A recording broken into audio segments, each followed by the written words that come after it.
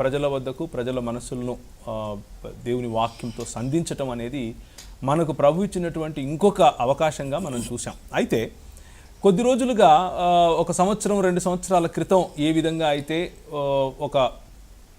ఒక ప్రత్యేకమైన పాస్టర్ల సమూహం అంతా కలిసి ఒక పాస్టర్ గారికి వ్యతిరేకంగా ధర్నాలు చేయడం చూసాం. ముఖ్యంగా పాలకొల్లు, భీమవరం ప్రాంతాల్లో ఇది జరిగింది. అలాగే ఇప్పుడు మళ్ళీ అదే అలాంటి ధర్నా అనేది భీమవరం, పాలకొల్లు, అలాగే ఇప్పుడు గుడివాడ ప్రాంతంలో రావటం అనేది గమనిస్తున్నాం. ఎందుకని ఇలా జరుగుతోంది? ఈ పాస్టర్ వెళ్ళకూడదా? ఆ ఊర్లో వెళ్ళి ఈయన తన సంఘం కట్టుకోకూడదా? మొన్నటిదాకా అందరికీ అందుబాటులో ఉన్నటువంటి ఈ సేవ, ఈ పరిచర్య ఒక ప్రత్యేకమైన పాస్టర్ గారికి ఎందుకని అందుబాటులో లేదు? ఒకవేళ అందుబాటులో ఉంటే దానికి అందుబాటులో ఉండకూడదు అని కనుక ప్రజలు ధర్నా చేస్తే దానికి గల కారణాలు ఏంటి? ఇవి వాక్యానుసారంగా ఉన్నాయా, లేకపోతే కేవలం వ్యక్తిగతంగా నాకు నచ్చింది కాబట్టి అనుమతిస్తాను, నాకు నచ్చకపోతే అనుమతించను అనేటటువంటి రాజకీయ కోణం ఏమైనా ఇందులో ఉందా? ఇలాంటి అనేక కోణాలతో ఈరోజు మన కార్యక్రమం కొనసాగుతుంది. అయితే ఈ కార్యక్రమం కొనసాగటానికి ముందుగా మనతో పాటి ఎల్కే మృత్యుంజయ్ గారు, అలాగే ఎడ్వర్డ్ విలియమ్స్ గారు ఇద్దరు కూడా ఈరోజు స్టూడియోలో మనతో పాటు అందుబాటులో ఉన్నారు. అలాగే మనకు షికాగో ప్రాంతం నుండి సాయికృష్ణ గోమటం గారు కూడా స్కైప్ ద్వారా అందుబాటులో ఉన్నారు. Welcome to the program brother Sai గారు.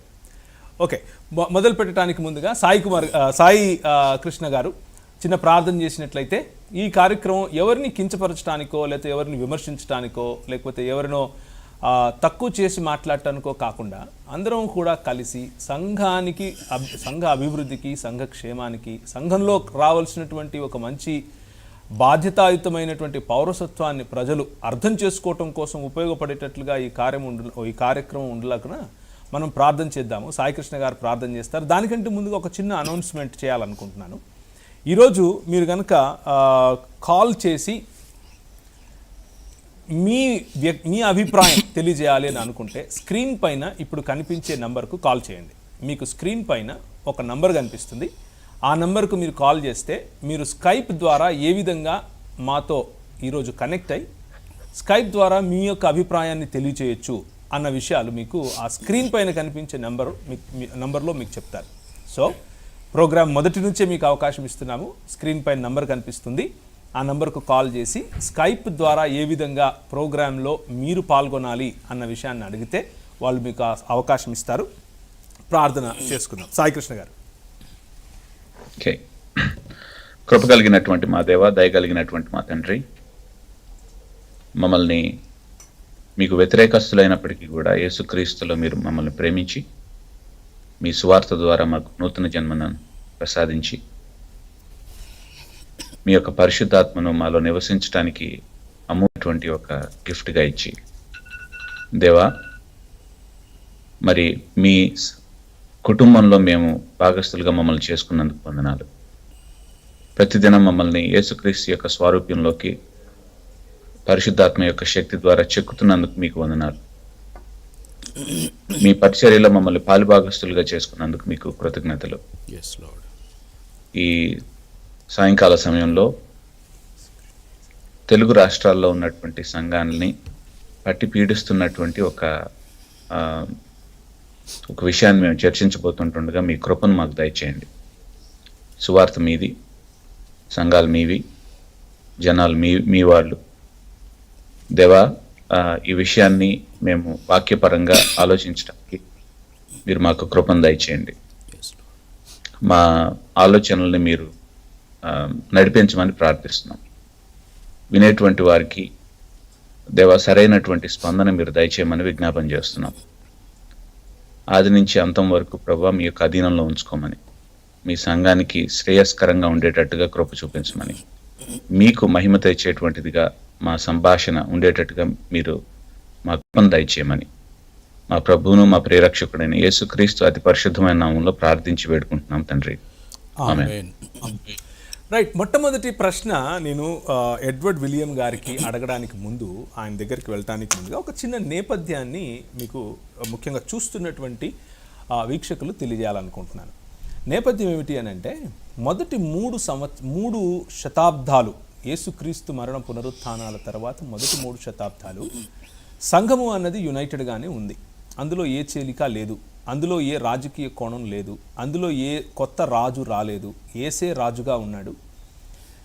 సంఘ బోధకులు కేవలము యేసుక్రీస్తు పంపగా వచ్చినటువంటి అపోస్తలుల యొక్క అధికారికమైనటువంటి వారి జీవన విధానాన్ని అనుసరిస్తూ వాళ్ళు బోధిస్తూ రావటం, ఏసే రాజని, కైసర్ అగస్తస్ రాజు కాదని, కైసర్ తిబేరియస్ రాజు కాదని, సాంస్కృతికంగా మాకంటూ ఒక ప్రత్యేకమైన గుర్తింపు లేకపోయినప్పటికీ ప్రేమే మా సంస్కృతిని, క్షమించటమే మా జీవన విధానమని, అందరినీ రక్షించుకోవడమే, తిరిగి ఐక్యపరచటమే మా జీవన విధానమని క్రైస్తవ సంఘం చాలా 3 శతాబ్దాలు చాలా గట్టిగా చెప్పింది. ఆ తరువాత థియోలాజికల్గా మెల్లిమెల్లిగా సంఘంలోనికి వచ్చినటువంటి రాజకీయ కోణం, అలాగే థియోలాజికల్ డిఫరెన్సెస్ అంటే మనకున్నటువంటి అవగాహనలో ఉన్న కొంచెం భిన్నత్వం, ఆ భిన్నత్వం కారణంగా సంఘములో మెల్లిమెల్లిగా వివిధత అనేది కూడా చోటు చేసుకుంది. కాప్టిక్స్ గాను, అలాగే ఈస్టర్న్ ఆర్థడాక్స్ గాను, సిరియన్ ఆర్థడాక్స్ గాను, అగస్టీనియన్ థాట్ ఉన్నవాళ్ళు గాను, రోమన్ కెథోలిసిజం గాను, అలాగే దాన్ని ఏమంటారు లాటిన్ కెథోలిసిజం గాను, ఇలా చాలా విధాలుగా కనీసం దాదాపు ఒక 800 సంవత్సరాల పాటు రోమన్ కెథోలిక్ సంఘం యొక్క, అలాగే ఇటువైపు ఈస్ట్ సైడ్ అనగా భారతదేశము, సిరియా, అరేబ్ ప్రాంతాలు ఉన్నటువంటి కాప్టిక్ అంటే ఐగుప్తు దేశం వరకు ఉన్నటువంటి చోట సిరియన్ ఆర్థడాక్స్ లేకపోతే ఈస్టర్న్ ఆర్థడాక్స్ సంఘాల యొక్క ప్రాబల్యం మనం చూసాం. ఆ తరువాత మెల్లిమెల్లిగా లూథర్ గారు, జింగ్లీ గారు ఇలాంటి వారి వల్ల క్యాథలిక్ సంఘంలో అదే నిజమైన సంఘము, ఆ సంఘాన్ని మించిన ఇంకో సంఘం లేదు అనుకున్న సమయంలో, ఇటువైపు ఆర్థడాక్స్ సంఘాల వాళ్ళు ఇదే నిజమైన సంఘము, దీన్ని మించి ఇంకో సంఘం లేదు అనుకునే సమయంలో కూడా ఆయా కాలాల్లో యానబాప్టిస్ట్లని, ఆయా మెనోనైట్లని, లేకపోతే క్వేకర్స్ అని, లేకపోతే మొరేవియన్ మిషనరీలని, ఇలా చాలా పేర్లతో యేసుక్రీస్తు ప్రభువును స్వయంగా సొంత రక్షకునిగా, అలాగే రాజుగా వారి జీవితాలపైన రాజ్యం చేయాలి అని అంగీకరించిన వారు పనిచేయటం మొదలుపెట్టారు. వారు ఆయా సంఘాలకు వ్యతిరేకంగా పనిచేసిన వారుగా చూడబడ్డారు. వారిని చంపబడ్డారు, వారు నడివీధుల్లోకి ఈడ్చుకుని రాబడ్డారు, వారి బైబిళ్ళు కాల్చబడ్డాయి. వారు చేసినటువంటి పని అంతా కూడా దేవునికి విరోధమైందని చెప్పబడింది, కానీ వాళ్ళు నిలబడ్డారు.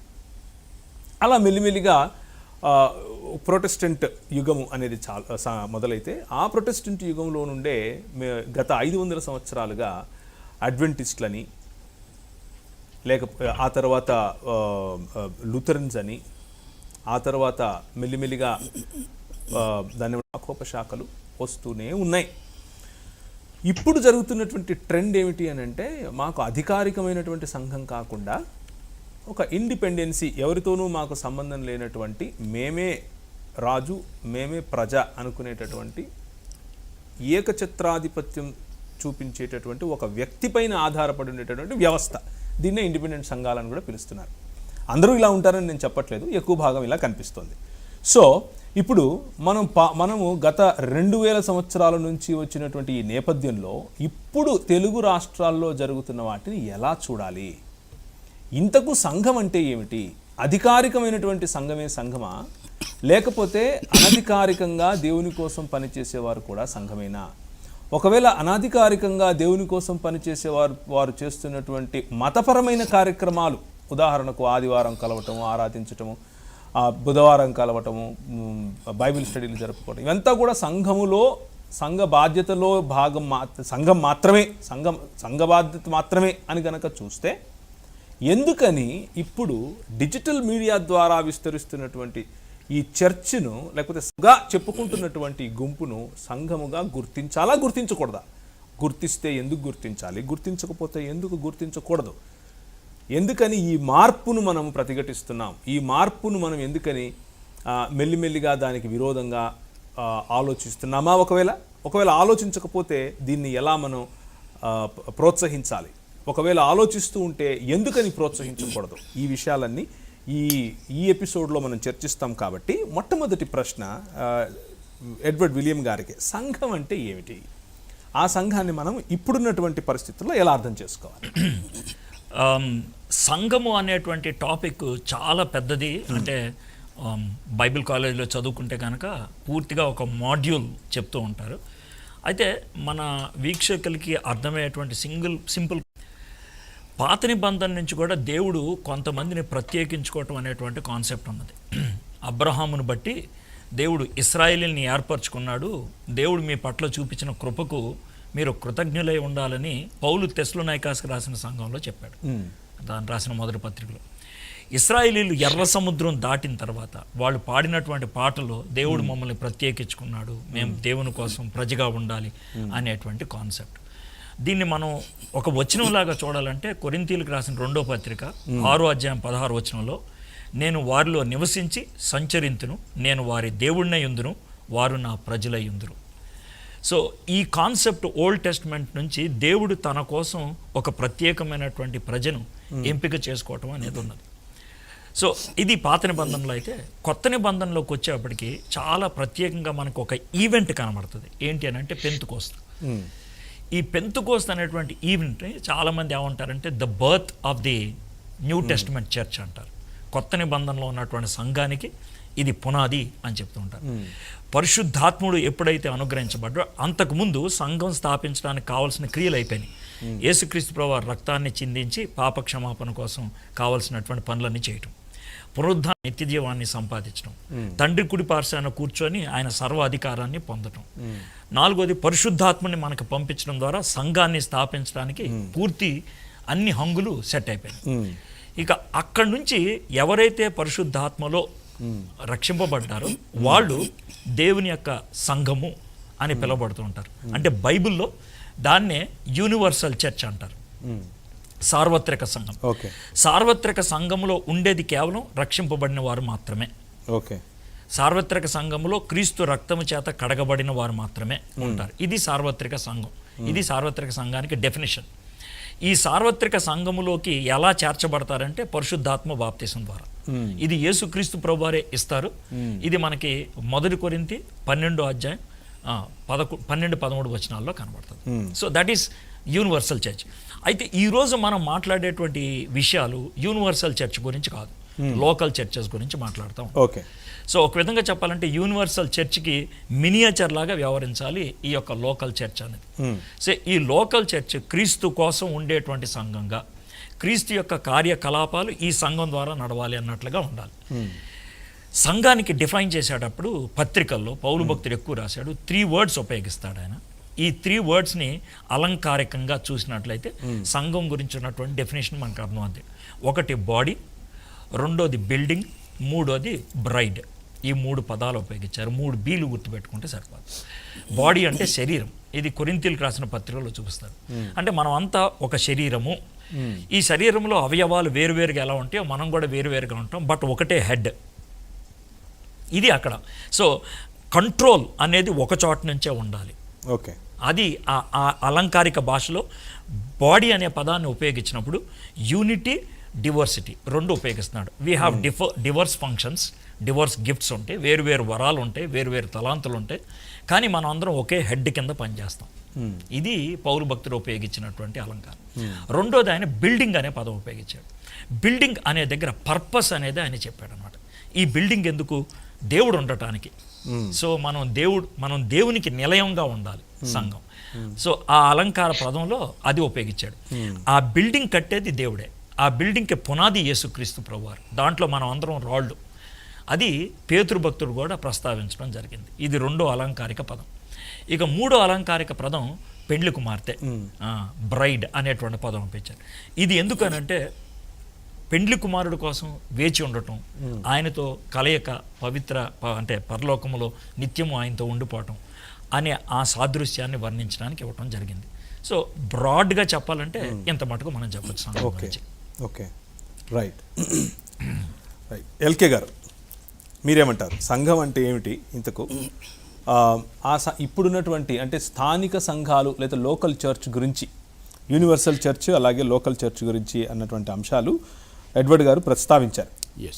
మరి ఈ స్థానిక సంఘాలు ఇప్పుడున్న పరిస్థితులు చూస్తే కనుక ఆ స్థానిక సంఘాలు అలా ఉన్నాయా మనకు కావలసినట్లుగా వాక్యం చెప్తున్నట్లుగా? అంటే బాడీ, బిల్డింగ్ అండ్ బ్రైడ్ అని 3 అలంకారిక పదాలతో వాడారు. మీ ఉద్దేశంలో ఇంకేదైనా కోణం మనం యాడ్ చేయొచ్చా? అదే కోణం. దానిని వారు మన ఎడ్వర్డ్ గారు చాలా చక్కటి పోలికలు ఇచ్చి మాట్లాడడం జరిగింది.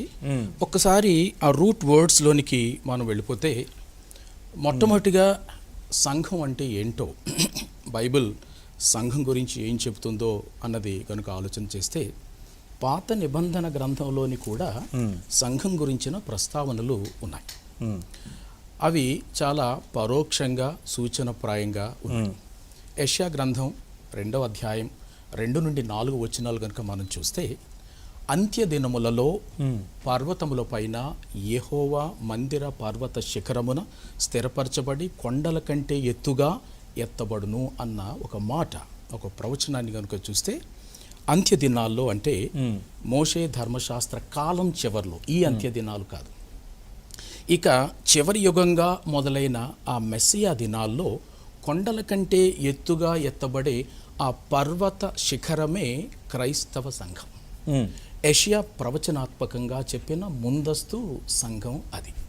ఇంకా మీకా 4వ అధ్యాయం 1 నుంచి 5 వచనాలు, దానియేలు 2వ అధ్యాయం 31 నుంచి 35 వచనాలు, ఈ ప్రవచనాలన్నీ కూడా రాబోయే క్రైస్తవ సంఘమును సూచించే ప్రవచనాలుగా ఉన్నాయి. కాబట్టి విషయం ఏంటంటే, సంఘం ఇవాళ మనం మాట్లాడుతున్నది, ప్రియులు ఎడ్వర్డ్ గారు మాట్లాడిన ఆ సార్వత్రిక సంఘము, అలాగే మనం మాట్లాడుతున్న స్థానిక సంఘం, ఇది ప్రవచనాత్మకమైనది అన్నది గుర్తుపెట్టుకోవాలి. రెండవది, వీటి మూల అర్థాలు కనుక మనం చూసుకుంటే, ఈ సంఘ శాస్త్రాన్ని మనం ఎక్లీషియాలజీ అని అంటూ ఉంటాం, రైట్.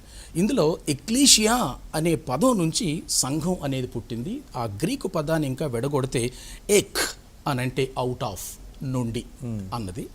అలాగే కలేవో అనంటే టు కాల్, పిలుచుట, పిలువబడుట. కాబట్టి సంఘం అంటే సామాన్యంగా మనం చెప్పుకునే అర్థం కాల్డ్ అవుట్ పీపుల్, బయటకు పిలువబడిన వారు అని. రెండవ అర్థం ఏంటంటే కురియోకాన్ అని మరొక అర్థం కూడా ఉంది. దీని అర్థం ఏంటంటే ప్రభువుకు చెందిన వారు అని అర్థం. సో కాబట్టి ప్రభువుకు చెందిన సమాజం లేదా సభగా ఉండుటకు బయటకు పిలువబడిన వారు అని అర్థం. ఎక్కడి నుంచి పిలువబడ్డామో చాలా వివరాలు బైబిల్లో ఉన్నాయి. సంఘం అంటే ఇది అర్థం చేసుకోవాలి. చీకటి నుండి, పాపముల చేత, అపరాధముల చేత చచ్చిన స్థితిలో నుండి, ప్రపంచ ధర్మము నుండి, శరీరాశల నుండి, దైవోగ్రత నుండి, క్రీస్తుకు దూరస్తులై ఉన్న మునుపటి స్థితి నుండి, మరణము నుండి, శిక్షావిధి నుండి, పాప మరణముల నియమము నుండి, శరీరానుసారమైన మనసు నుండి, నేరారోపణ నుండి, తీర్పు నుండి, వీటన్నిటికీ బైబిల్లో రిఫరెన్స్లు ఉన్నాయి. కాబట్టి ఇప్పుడు ప్రియులు చెప్పిన దానినే నేను ఒక నిర్వచన రూపేణ చెప్పాల్సి వస్తే ఇలా చెప్తాను. ఏంటి? క్రైస్తవ సంఘం పాత నిబంధనలో ప్రవక్తల చేత ప్రవచించబడి, క్రొత్త నిబంధనలో ప్రభువు చేత ప్రస్తావించబడి, 3 పెంతెకోస్తు దినాన పునరుత్థానుడైన ప్రభువుచే పరిశుద్ధాత్ముని ఆగమనముతో స్థాపించబడి, అపోస్తుల కాలములో విస్తరిల్లి, నేటికీ కొనసాగుతూ ఉనికి కలిగి ఉన్న అత్యంత ప్రాముఖ్యమైన దేవుని ప్రణాళిక. This is the definition I think I have developed. ఈ పాత క్రొత్త నిబంధన సంఘ విధానాలు, పద్ధతులు, మనం ఏమై ఉన్నాం, సంఘములో మనం ఉన్న పాత్ర ఏంటి, ఇవన్నీ ఆలోచన చేస్తున్నప్పుడు ఇంత లోతైన భావార్థముతో కూడిన అర్థం సంఘ నిర్వచనానికి ఉంది అని అర్థమవుతుంది. సో కాబట్టి క్రైస్తవ సంఘం పాపం, దాని పర్యవసానాల నుండి బయటకు పిలువబడి ప్రభువుకు చెందిన సమాజంగా, కమ్యూనిటీగా, లేదా సభగా, అసెంబ్లీగా ఉండుటకు పిలువబడిన వారు. ఇందాక ప్రియులు ఎడ్వర్డ్ గారు చెప్పినట్టుగా ప్రభు స్థాపించింది స్థానిక సంఘాన్ని కాదు. I will build my church అని అన్నప్పుడు ఆయన ఏ స్థానిక సంఘాన్ని కూడా దృష్టిలో పెట్టుకుని ఆ మాట అనలేదు. అపోస్తులు కూడా ఆయా సందర్భాల్లో మాట్లాడినప్పుడు ప్రాముఖ్యంగా సార్వత్రిక సంఘాన్ని ఉద్దేశించి మాట్లాడారు. అయితే స్థానిక సంఘము సార్వత్రిక సంఘానికి మధ్య వ్యత్యాసము ఏమీ ఉండకూడదు. ఓకే, వారు వాడిన మాట ఏంటంటే every local church should be a miniature correct of the universal church. Universal church లో నుంచి లాగిన, అందులో నుంచి కార్వ్ చేసిన, లేదా యూనివర్సల్ చర్చ్లో ఉండడానికి అన్ని రకాలుగా సిద్ధపడిన స్థానిక సంఘం సార్వత్రిక సంఘ సకల నమూనాలకు అందాలి. కాకపోతే సార్వత్రిక సంఘం పెద్దది, సార్వత్రికమైనది, స్థానిక సంఘం చిన్నది. పెద్ద చిన్న అన్నది దాని పరిమాణంలోనే, కానీ ఇందాక వారు మాట్లాడిన 3 పోలికలు సార్వత్రిక సంఘానికి ఎలా వర్తిస్తున్నాయో స్థానిక సంఘానికి కూడా అలా వర్తించేట్టుగా శరీరంగా, అట్లాగే ఒక బిల్డింగ్గా, అలాగే వధువుగా ఉండవలసినదై ఉంది. ఇప్పుడు ప్రశ్న, రక్షింపబడుచున్న ప్రతి ఒక్క విశ్వాసిని, వాక్యానుసారమైన రక్షణ మారు మనసు పొందిన ప్రతి వానిని పరిశుద్ధాత్ముడు క్రీస్తు ప్రభువే స్వయాన అపోస్తుల కార్యాలు 2వ అధ్యాయంలో చెప్పబడినట్టు వారిని సార్వత్రిక సంఘములోనికి చేర్చుచూ వస్తూ ఉంటున్నాడు. ఇది నా ప్రపంచంలో ఎవరు ఎక్కడ వాక్యానుసార యేసుక్రీస్తును ప్రభువని స్వంత రక్షకను ఒప్పుకుంటూ వారి పాపముల విషయమై పశ్చాత్తాపడి కృపతో సిద్ధం చేయబడిన రక్షణను స్వీకరించే ప్రతి వ్యక్తి కూడా ప్రభువే స్వయాన సార్వత్రిక సంఘములోనికి వారిని చేరుస్తూ ఉన్నాడని ఆ 2వ అధ్యాయం అపోస్తుల కార్యాలు మనం చూస్తుంటున్నాం. అయితే ప్రశ్న, సార్వత్రిక సంఘములో చేర్చబడిన వ్యక్తి స్థానిక సంఘములో ఉన్నాడా, లేదా స్థానిక సంఘములో ఉన్న ప్రతి వ్యక్తి సార్వత్రిక సంఘములో ఉండగలరా? ఇది చాలా ప్రాముఖ్యమైన విషయం. ఎప్పుడు ఉంటారంటే సార్వత్రిక సంఘ నియమాలు, నమూనాలు, స్వరూప స్వభావాలను పోలిన రీతిలో స్థానిక సంఘం ఉంటే ఈ స్థానిక సంఘంలో ఉన్న ప్రతి వ్యక్తి సార్వత్రిక సంఘంలో ఉంటాడు. అలా కాకుండా స్వంత నిర్వచనాలు సంఘానికి ఇచ్చుకొని, ఉదాహరణకు వాక్య అధికారాన్ని చాలా స్పష్టంగా, మిగిలిన చిన్నవి అవుతాయి, వాక్య అధికారాన్ని ఈ సంఘ శిరస్సు అయిన క్రీస్తు, సంఘమునకు వరుడు అయిన క్రీస్తు, సంఘమునకు పునాది అయిన ఏకైక క్రీస్తును విస్మరించి, ఆయన ప్రత్యక్షమైన దైవావిష్యత లేఖనాలను విస్మరించి, సంఘం గురించి ఆయన ఇచ్చిన వివరణను విస్మరించి, స్వయం కేంద్రితమై, అలాగే తమ్ము తాము సంఘానికి అంతిమ అధికారులుగా నిర్ణయించుకుంటూ, వాక్యం ఏం చెబుతుందా అన్నది పెద్దగా పట్టించుకోకుండా, వారికి ఏం ఆలోచనలు కలుగుతున్నాయా సౌకర్యంగా, సౌలభ్యంగా ఆ రకంగా మాట్లాడుతూ, ఇందాక వారు మాట్లాడిన మాట, ఎవరికి జవాబుదారీతనం లేని రీతిలో నా సంఘం నా ఇష్టం వచ్చినట్టు నేను దీన్ని దిద్దుకుంటాను అన్న రీతిలో ఎక్కడైతే మానవ ఊహలు తలంపులు లోపల జొరబడతాయో చాలా స్పష్టంగా మనము డిక్లేర్ చేయొచ్చు వాక్య అధికారాన్ని బట్టి. అదేంటంటే అది సార్వత్రిక సంఘ నమూనాలో లేదు, బహుశా అది క్రైస్తవ సంఘం కూడా కాదేమో అని అనొచ్చు. Okay, right. సాయి గారు, సాయి గారు మీ అభిప్రాయం? నేను I will take from the church history point of view. మీరు సంస్కరణ గురించి మాట్లాడారు కాబట్టి, మీరు ప్రస్తావనలో ఇంట్రడక్షన్ ఉపోద్ఘాతంలో మీరు దాని గురించి చెప్పారు కాబట్టి, I think that's an important angle that I would like to bring in. Okay, ఏంటంటే సంఘానికి పునాది యేసుక్రీస్తు, సంఘం యేసుక్రీస్తు అనేటువంటి పునాది మీద కట్టబడుతుంది. దాని కన్స్ట్రక్షన్ మెటీరియల్ ఏంటంటే సువార్త. సో ఏ బిల్డింగ్ అయినా సరే మనకి కన్స్ట్రక్షన్ మెటీరియల్ ఉంటుంది కదా. సో ఆ కన్స్ట్రక్షన్ మెటీరియల్ సువార్త ద్వారా బ్రతికించబడినటువంటి నిజమైనటువంటి విశ్వాసులందరూ కూడా, సో దే ఆర్, అంటే ఇన్ ఎసెన్స్ యాక్చువల్గా సంఘానికి కన్స్ట్రక్షన్ మెటీరియల్ సో సువార్త అని చెప్పచ్చు అనమాట. అయితే మధ్యయుగంలో ఇట్లా పవిత్రంగా స్టార్ట్ అయినటువంటి సంఘం, ఆదిమ సంఘం, మధ్యయుగానికి వచ్చేటప్పటికి పోరంబోకు సంఘంగా మారటానికి కారణాలు ఏంటంటే, నేను పోరంబోకు సంఘం అని అనటానికి ఒక నిజంగా ప్రత్యేకమైనటువంటి కారణాలు ఉన్నాయి. ఎందుకు అంటే సాధారణంగా ఇలాంటి పదాలు వాడరు ఏంటి ఈరోజు? బ్యాడ్ మూడ్ లో ఉన్నారా? లేదు, నిజంగా అంటే ఎడం పక్కన లేచారా అలా అడుగుతారు చిన్నప్పుడు మమ్మల్ని. చెప్పండి. యా, కారణాలు ఏంటంటే సంఘంలో విపరీతమైనటువంటి వ్యభిచారం,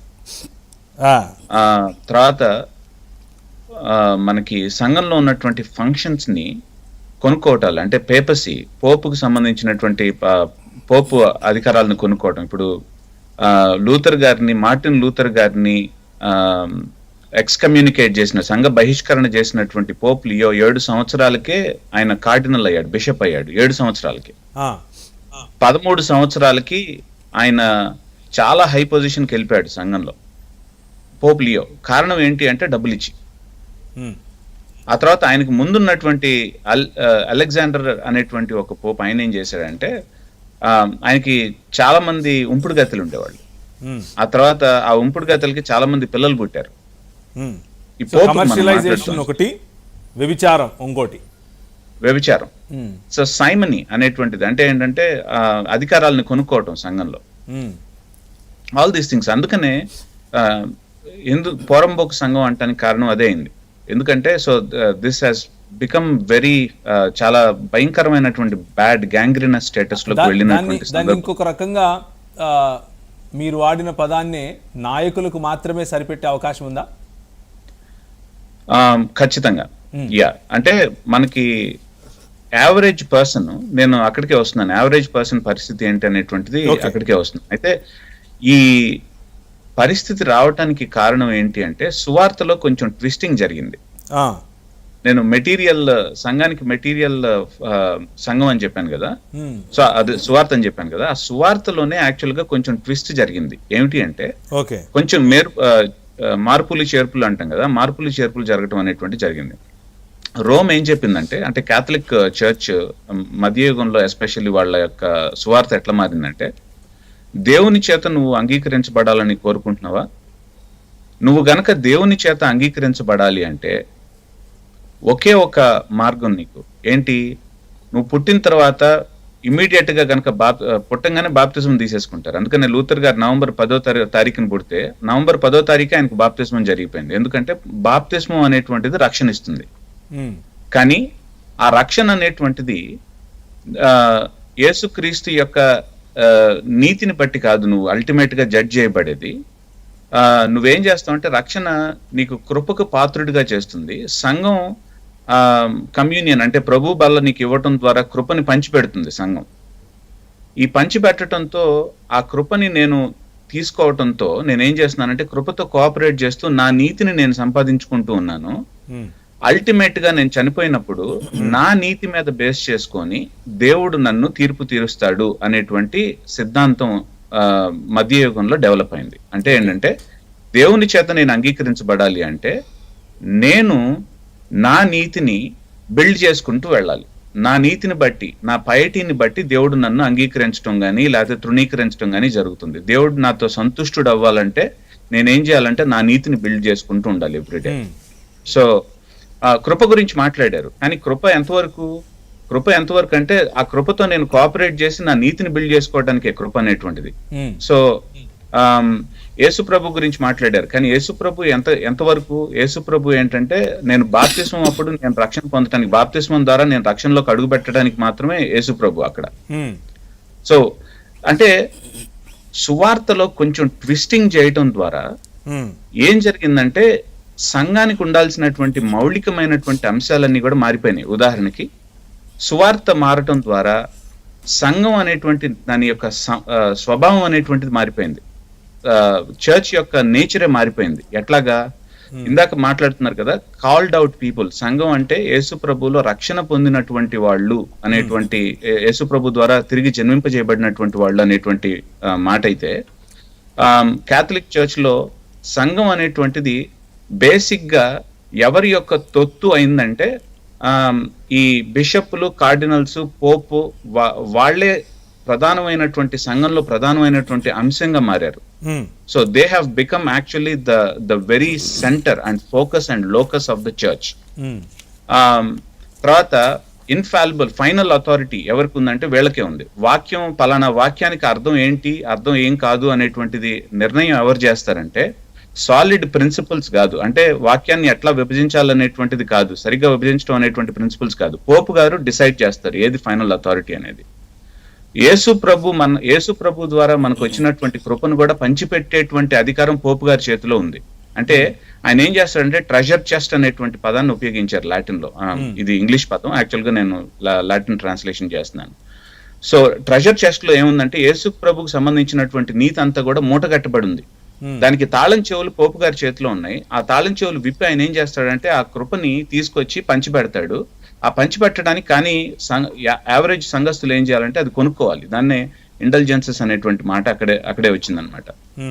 అయితే పాయింట్ ఏంటంటే సంఘం అంతా కూడా ఈ నాయకుల చుట్టూరా రివాల్వ్ అయిపోయింది, వాళ్లే ఫోకస్ అయిపోయారు. ఆ తర్వాత నాయకుల యొక్క పిల్లలు వాళ్ళ యొక్క పొజిషన్స్ ని సెక్యూర్ చేయడానికి భయంకరమైనటువంటి డబ్బులతో కొనుక్కోవటాలు ఇట్లాంటివి జరిగినాయి. నేను ఇందాక అలెగ్జాండర్ గురించి మాట్లాడాను కదా, లియో గారి ముందున్నటువంటి పోపు, ఆయనకున్నటువంటి పిల్లల్ని సెక్యూర్ చేయడానికి కార్డినల్స్ కి విషం ఇచ్చి చంపేశారు. ఎవరైతే వాళ్ళ పిల్లలకి సంఘంలో డబ్బులు పంచిపెట్టడానికి అడ్డుపడతారో, ఏ బిషప్లు అయితే వేరే వైపు ఎవరైతే ఉంటారో వాళ్ళందరికీ విషం ఇచ్చి చంపేయటం అనేటువంటిది జరిగింది. లూథర్ గారి యొక్క కాంటెక్స్ట్ ఇదంతా కూడా, అంటే రిఫర్మేషన్ సంఘ సంస్కరణ యొక్క కాంటెక్స్ట్ ఇదంతా కూడా. పోపులు కూడా వాళ్ళ యొక్క అంటే పోప్ అనేటువంటిది ఇదివరకు బిషప్రియా. సో అంటే సంఘానికి నిజంగా షెపర్డ్ గా ఉండటం అనేటువంటిది పాప, అంటే తండ్రి లాంటి వాడు పోప్ అనేటువంటి. కానీ ఇది ఎట్లా తయారైందంటే అది ఫంక్షన్ ని కొనుక్కోవటం, ఒక అధికార వాంఛ అనేటువంటిది అధికారంగా మారిపోయింది.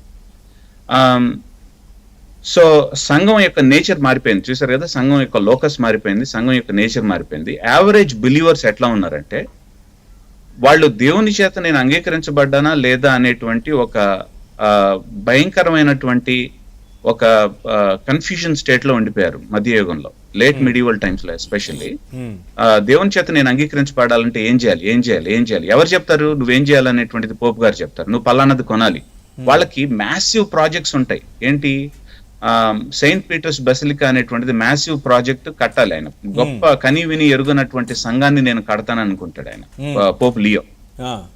అంటే వీటన్నిటికీ ప్యారల్స్ ఉంటాయి. ఇదంతా ఎందుకు చెప్తున్నాడు అని అనుకుంటున్నారేమో, కానీ ప్రతి ఒక్కదానికి కూడా ప్యారల్స్ ఉన్నాయి. ఈ రోజున అక్కడికి వస్తాను. సో బేసిక్ గా బెసిలికా అనేది రోమ్ నగరంలో బేసిలికా సంఘ లేకపోతే నిర్మాణం, సంఘం అంటే ప్రజలు కాదు, ఇక్కడ నిర్మాణం కట్టడం కోసం, లేకపోతే ఒక భవనం కట్టడం కోసం ప్రజలను ఏ విధంగా పరలోకము, నరకము, రక్షణ, కృప అనే మాటలు వాడి వారి దగ్గర సొమ్ము తీసుకుని కట్టడానికి ఒక ప్రాజెక్ట్ ఎన్నుకుని వారి పిల్లలకు పంచిపెట్టడానికి వారి సొంత అనుచరులను కూడా అనగా కార్డినల్స్ను కూడా విషమిచ్చి చంపినటువంటి చరిత్ర క్రైస్తవ సంఘాల్లో, ముఖ్యంగా ఎక్కడైతే డబ్బు, అధికారం, పలుకుబడి, లుక్స్, కులము ఇలాంటివన్నీ ఒక చరమ స్థాయికి వెళ్ళాయో అలాంటి వాళ్ళు వీటిని నియంత్రించారు. ఆ నియంత్రించినటువంటి వ్యవస్థనే పేపల్ వ్యవస్థ లేకపోతే పోపు వ్యవస్థ అన్నారని,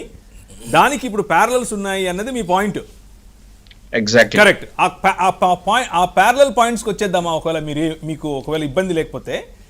ఆ ప్యారలల్స్ మీరు ఏం చూస్తున్నారు తెలుగు రాష్ట్రాల్లో?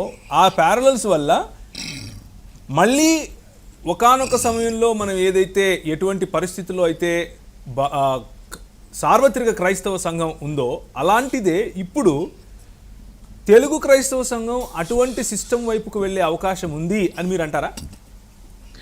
అబ్సల్యూట్లీ ఉంది. సో నేను ఇందాక చెప్పినట్టుగా మొట్టమొదటి స్టార్టింగ్ పాయింట్ సువార్తలో ట్విస్టింగ్ జరగటం అనేది. ఓకే. సో దేవుణ్ణి దేవుని ద్వారా అంగీకరించబడటం అనేటువంటిది కేవలం యేసుక్రీస్తు ద్వారా మాత్రమే సాధ్యం అని రిఫార్మర్స్ చెప్పారు. వాక్యం చెప్తే రోమ్ వ్యతిరేకంగా తీసుకుంటే ఈ రోజు మనకి కాల్వరీ టెంపుల్ ఇట్లాంటి పెద్ద పెద్ద చర్చెస్ అన్నిట్లో కూడా దేవుని చేత నువ్వు అంగీకరించబడాలి అంటే నువ్వు ఇంత డబ్బులు వేయాలి, ఇన్ని షోస్ ని నువ్వు స్పాన్సర్ చేయాలి, లేకపోతే మేము 52 రోజుల్లో మేము కట్టేటువంటి కట్టడంలో ఆ రాళ్ల మీద కనుక నీ పేరు ఉండాలంటే నువ్వు ఇంత ఇవ్వాలి. సో అది బేసిలికాతో మీరు పోలుస్తున్నారా? అబ్సల్యూట్లీ. అంటే ఏంటంటే దీస్ ఆర్ మనం గుర్తించటానికి అంటే ఈ పెద్ద ఇన్సైట్ ఉండాల్సినటువంటి అవసరం లేదు వీటికి. It's very simple. నేను యావరేజ్ బిలీవర్స్ తో, అక్కడి నుంచి వచ్చినటువంటి యావరేజ్ బిలీవర్స్ తో కూడా మాట్లాడాను. ఓకే. సో ఇక్కడ అయోవా అనేటువంటి స్టేట్ లో ఈ సంఘం నుంచి వచ్చినటువంటి, ఈ సంఘానికి 10 సంవత్సరాలు కంటిన్యూస్ గా వెళ్ళినటువంటి ఒక అబ్బాయితో పరిచయం అయింది నాకు, డెమోయిన్ అనేటువంటి స్టేట్, అమెరికాలో అనేటువంటి ప్రదేశంలో, అయోవాలో. సో నేను అతనితో పర్సనల్ గా నాతో మాట్లాడినప్పుడు అతను ఒకటే మాట అన్నాడు, ఏంటంటే అన్న నేను అతను గొలుసును కూడా అక్కడ మాట్లాడేటువంటి మాటల్లో ఆ గొలుసును కూడా తీసేసి ఇచ్చేసేవాట. అంటే బంగారపు గొలుసు మెడలో ఉంటే దాన్ని కూడా తీసి ఇచ్చేసాడు. ఆ తర్వాత ఒక మంత్ శాలరీ. ఏది బంగారు గొలుసును కూడా ఇచ్చేసేంత ప్రేరేపణ భక్తి పరవశంలో చేశాడని ఎందుకు అనుకోకూడదు? ఎగ్జాక్ట్లీ అక్కడికే వస్తున్నాను నేను. చాలా మంది భక్తి పార్వస్యంతో కూడా, అంటే నిజమైనటువంటి విశ్వాసంతో కూడా చేసేవాళ్ళు ఉంటారు అట్లాగా. కానీ అతనితో మాట్లాడేటప్పుడు నాకు తెలిసింది ఏంటంటే, అసలు అతనికి సువార్త అంటే ఏంటో కూడా తెలియదు. 10 సంవత్సరాలు వెళ్ళినా సరే. పాపం అనేటువంటి మాటకి నిర్వచనం అడిగితే తను ఒకటే చెప్పాడు, ఏంటంటే పాపం అంటే ఎదురువాళ్ళని ఇబ్బంది పెట్టకుండా ఉండటం. It is nothing to do with God. So 10 సంవత్సరాలు వెళ్ళిన తర్వాత నాకు బాధ కలిగినటువంటి అంశం ఏంటంటే, 10 years వెళ్ళావు, నీకు ఎవరు చెప్పలేదా అక్కడ నువ్వు ఏం నమ్ముతున్నావు అనేటువంటిది నిన్ను ఎవరు బిల్డ్ చేయలేదా? So now you are connecting this to సువార్త డైల్యూట్ అయింది అన్నదాన్ని కనెక్ట్ చేస్తున్నారు. Absolutely. Okay. So there is gospel నే కంప్లీట్ గా తప్పుదారి పట్టించేశారు. ఏంటంటే వన్స్ అగైన్ దేవుని ద్వారా నేను అంగీకరించబడాలి అంటే నేను ఏదో ఒకటి చేయాలి. దేవుని ద్వారా నేను అంగీకరించబడాలి అంటే నేను ఈ సంఘానికి ఇవ్వాలి. ఈ సంఘంలో వీళ్ళ ప్రాజెక్ట్స్ అన్నిట్లో కల్లా నేను డబ్బులు ఇస్తే, ఈ ప్రాజెక్ట్స్ అన్నిట్లో కల్లా నాది ఊడ్చిపెట్టిస్తే, వీళ్ళ షోస్ నేను స్పాన్సర్ చేస్తే అలా నేను దేవుడి చేత అంగీకరించబడతాను. ఈ విధమైనటువంటి అట్మాస్ఫియర్ ని తీసుకొచ్చేసారు. అందుకనే సంఘంలాగా వీళ్ళు కూడుకున్నటువంటి ప్రతిసారి కూడా ఏం చేస్తారంటే, మొదట్లో వీళ్ళు టెస్టిమనీస్ వేస్తారు. ఏంటంటే వీళ్ళు ఇంతకు ముందు ఈ షోని స్పాన్సర్ చేశారు, ఇంత డబ్బులు ఇచ్చారు, వాళ్ళకి ఈ ప్రమోషన్ వచ్చింది, వాళ్ళకి ఇది చేశారు, ఇది వచ్చింది. ఎందుకంటే దేవుడు వీళ్ళ ద్వారా సంతృష్టి చెందాడు వాళ్ళు ఈ పని చేయటం ద్వారా, అందుకనే దేవుడు వాళ్ళకి రిటర్న్ లో ఇది ఇచ్చాడు. So this is actually a parallel. ఇది ఒక పోలిక, మనం చాలా స్పష్టంగా కనిపించేటువంటి పోలిక మిడివల్ చర్చ్ తో. అంతేకాకుండా ఇప్పుడు అధికారం అంతా కూడా ఎవరి చేతిలో ఉంది అంటే, సంఘం యొక్క లోకస్ అండ్ ఫోకస్ అంతా కూడా నేను చెప్పాను బిషప్స్ మీద, కార్డినల్స్ మీద, అల్టిమేట్ గా పోప్ మీద ఉంది అనేటువంటి విషయాన్ని చెప్పాను. ఈ సంఘాల్లో కూడా మనకు కనిపించేది ఏంటంటే, ఈ ఫోకస్ అంతా కూడా దిస్ ఇస్ ఆల్వేస్, మనం చూసినప్పుడు స్టేజ్ మీద కనిపించేది వీళ్ళే, పాటలు పాడేది వీళ్ళే చాలాసార్లు, లేకపోతే వీళ్ళ పిల్లలే, వీళ్ళే మెసేజ్లు చెప్పేది. ఎన్ని సంవత్సరాలైనా సరే ఎల్డర్స్ డెవలప్ అవ్వరు, వీళ్ళ మధ్యలోంచి టీచర్స్ డెవలప్ అవ్వరు, వీళ్ళ మధ్యలోంచి వ్యవహారం మొదలైంది అని చెప్పచ్చా? ఏది ఒక రకమైన పంతులు వ్యవహారం లేకపోతే బ్రాహ్మణీయత మొదలైంది అని చెప్పచ్చా? ఇది అంతకంటే దారుణం. Okay okay. ఇది అంతకంటే దారుణం అనేటువంటి విషయం ఎందుకు చెప్తున్నానంటే, ఇది సత్య సువార్తకు సంబంధించినటువంటిది.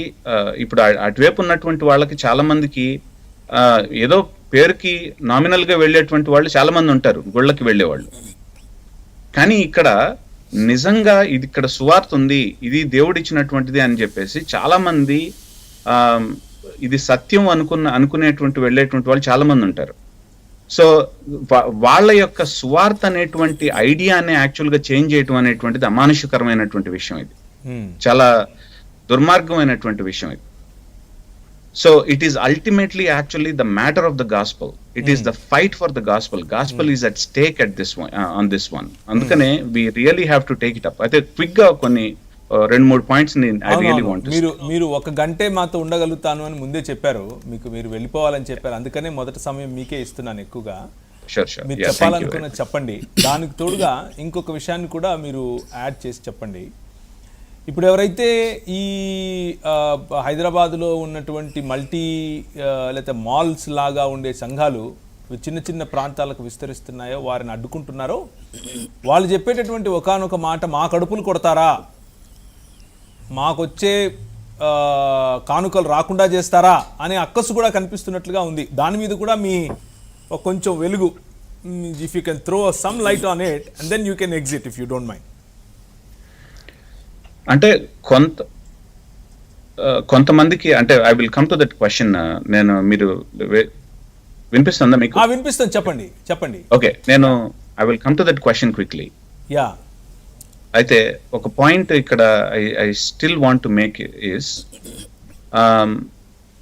వాక్యం లూథర్ కిను పోప్ కి మధ్యలో ఉన్నటువంటి వ్యత్యాసాన్ని క్విక్ గా చూపించడానికి ఇష్టపడుతున్నాను. ఏంటంటే మనకి రెఫర్మేషన్ లో దిద్దుబాటులో మనకు జరిగినటువంటి విషయం ఏంటంటే, most of the writings of Luther, అంటే 1522 నుంచి 1530 మధ్యలో లూథర్ గారి టైటిల్స్ 6000 టైటిల్స్ పబ్లిష్ చేయబడ్డాయి, ఎడిషన్స్ పబ్లిష్ చేయబడ్డాయి. అంటే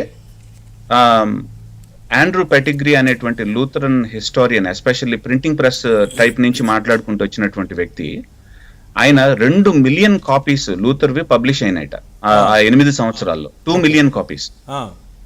ఈ 2 మిలియన్ కాపీస్ లో majority of the copies average person ని పాస్టోరల్ కేర్ లో, అంటే వాళ్ళకి పాస్టర్ గా మాట్లాడుతూ రాసినటువంటివే. అంటే రెఫర్మేషన్ లో లూథర్ గారు he brought the focus back on the average people. వాళ్ళ యొక్క కన్ఫ్యూజన్ ని అడ్రస్ చేస్తూ, వాళ్ళ యొక్క ఫియర్స్ ని అడ్రస్ చేస్తూ యావరేజ్ పర్సన్ వైపు మాట్లాడుతూ రాసినటువంటి సందర్భం అది.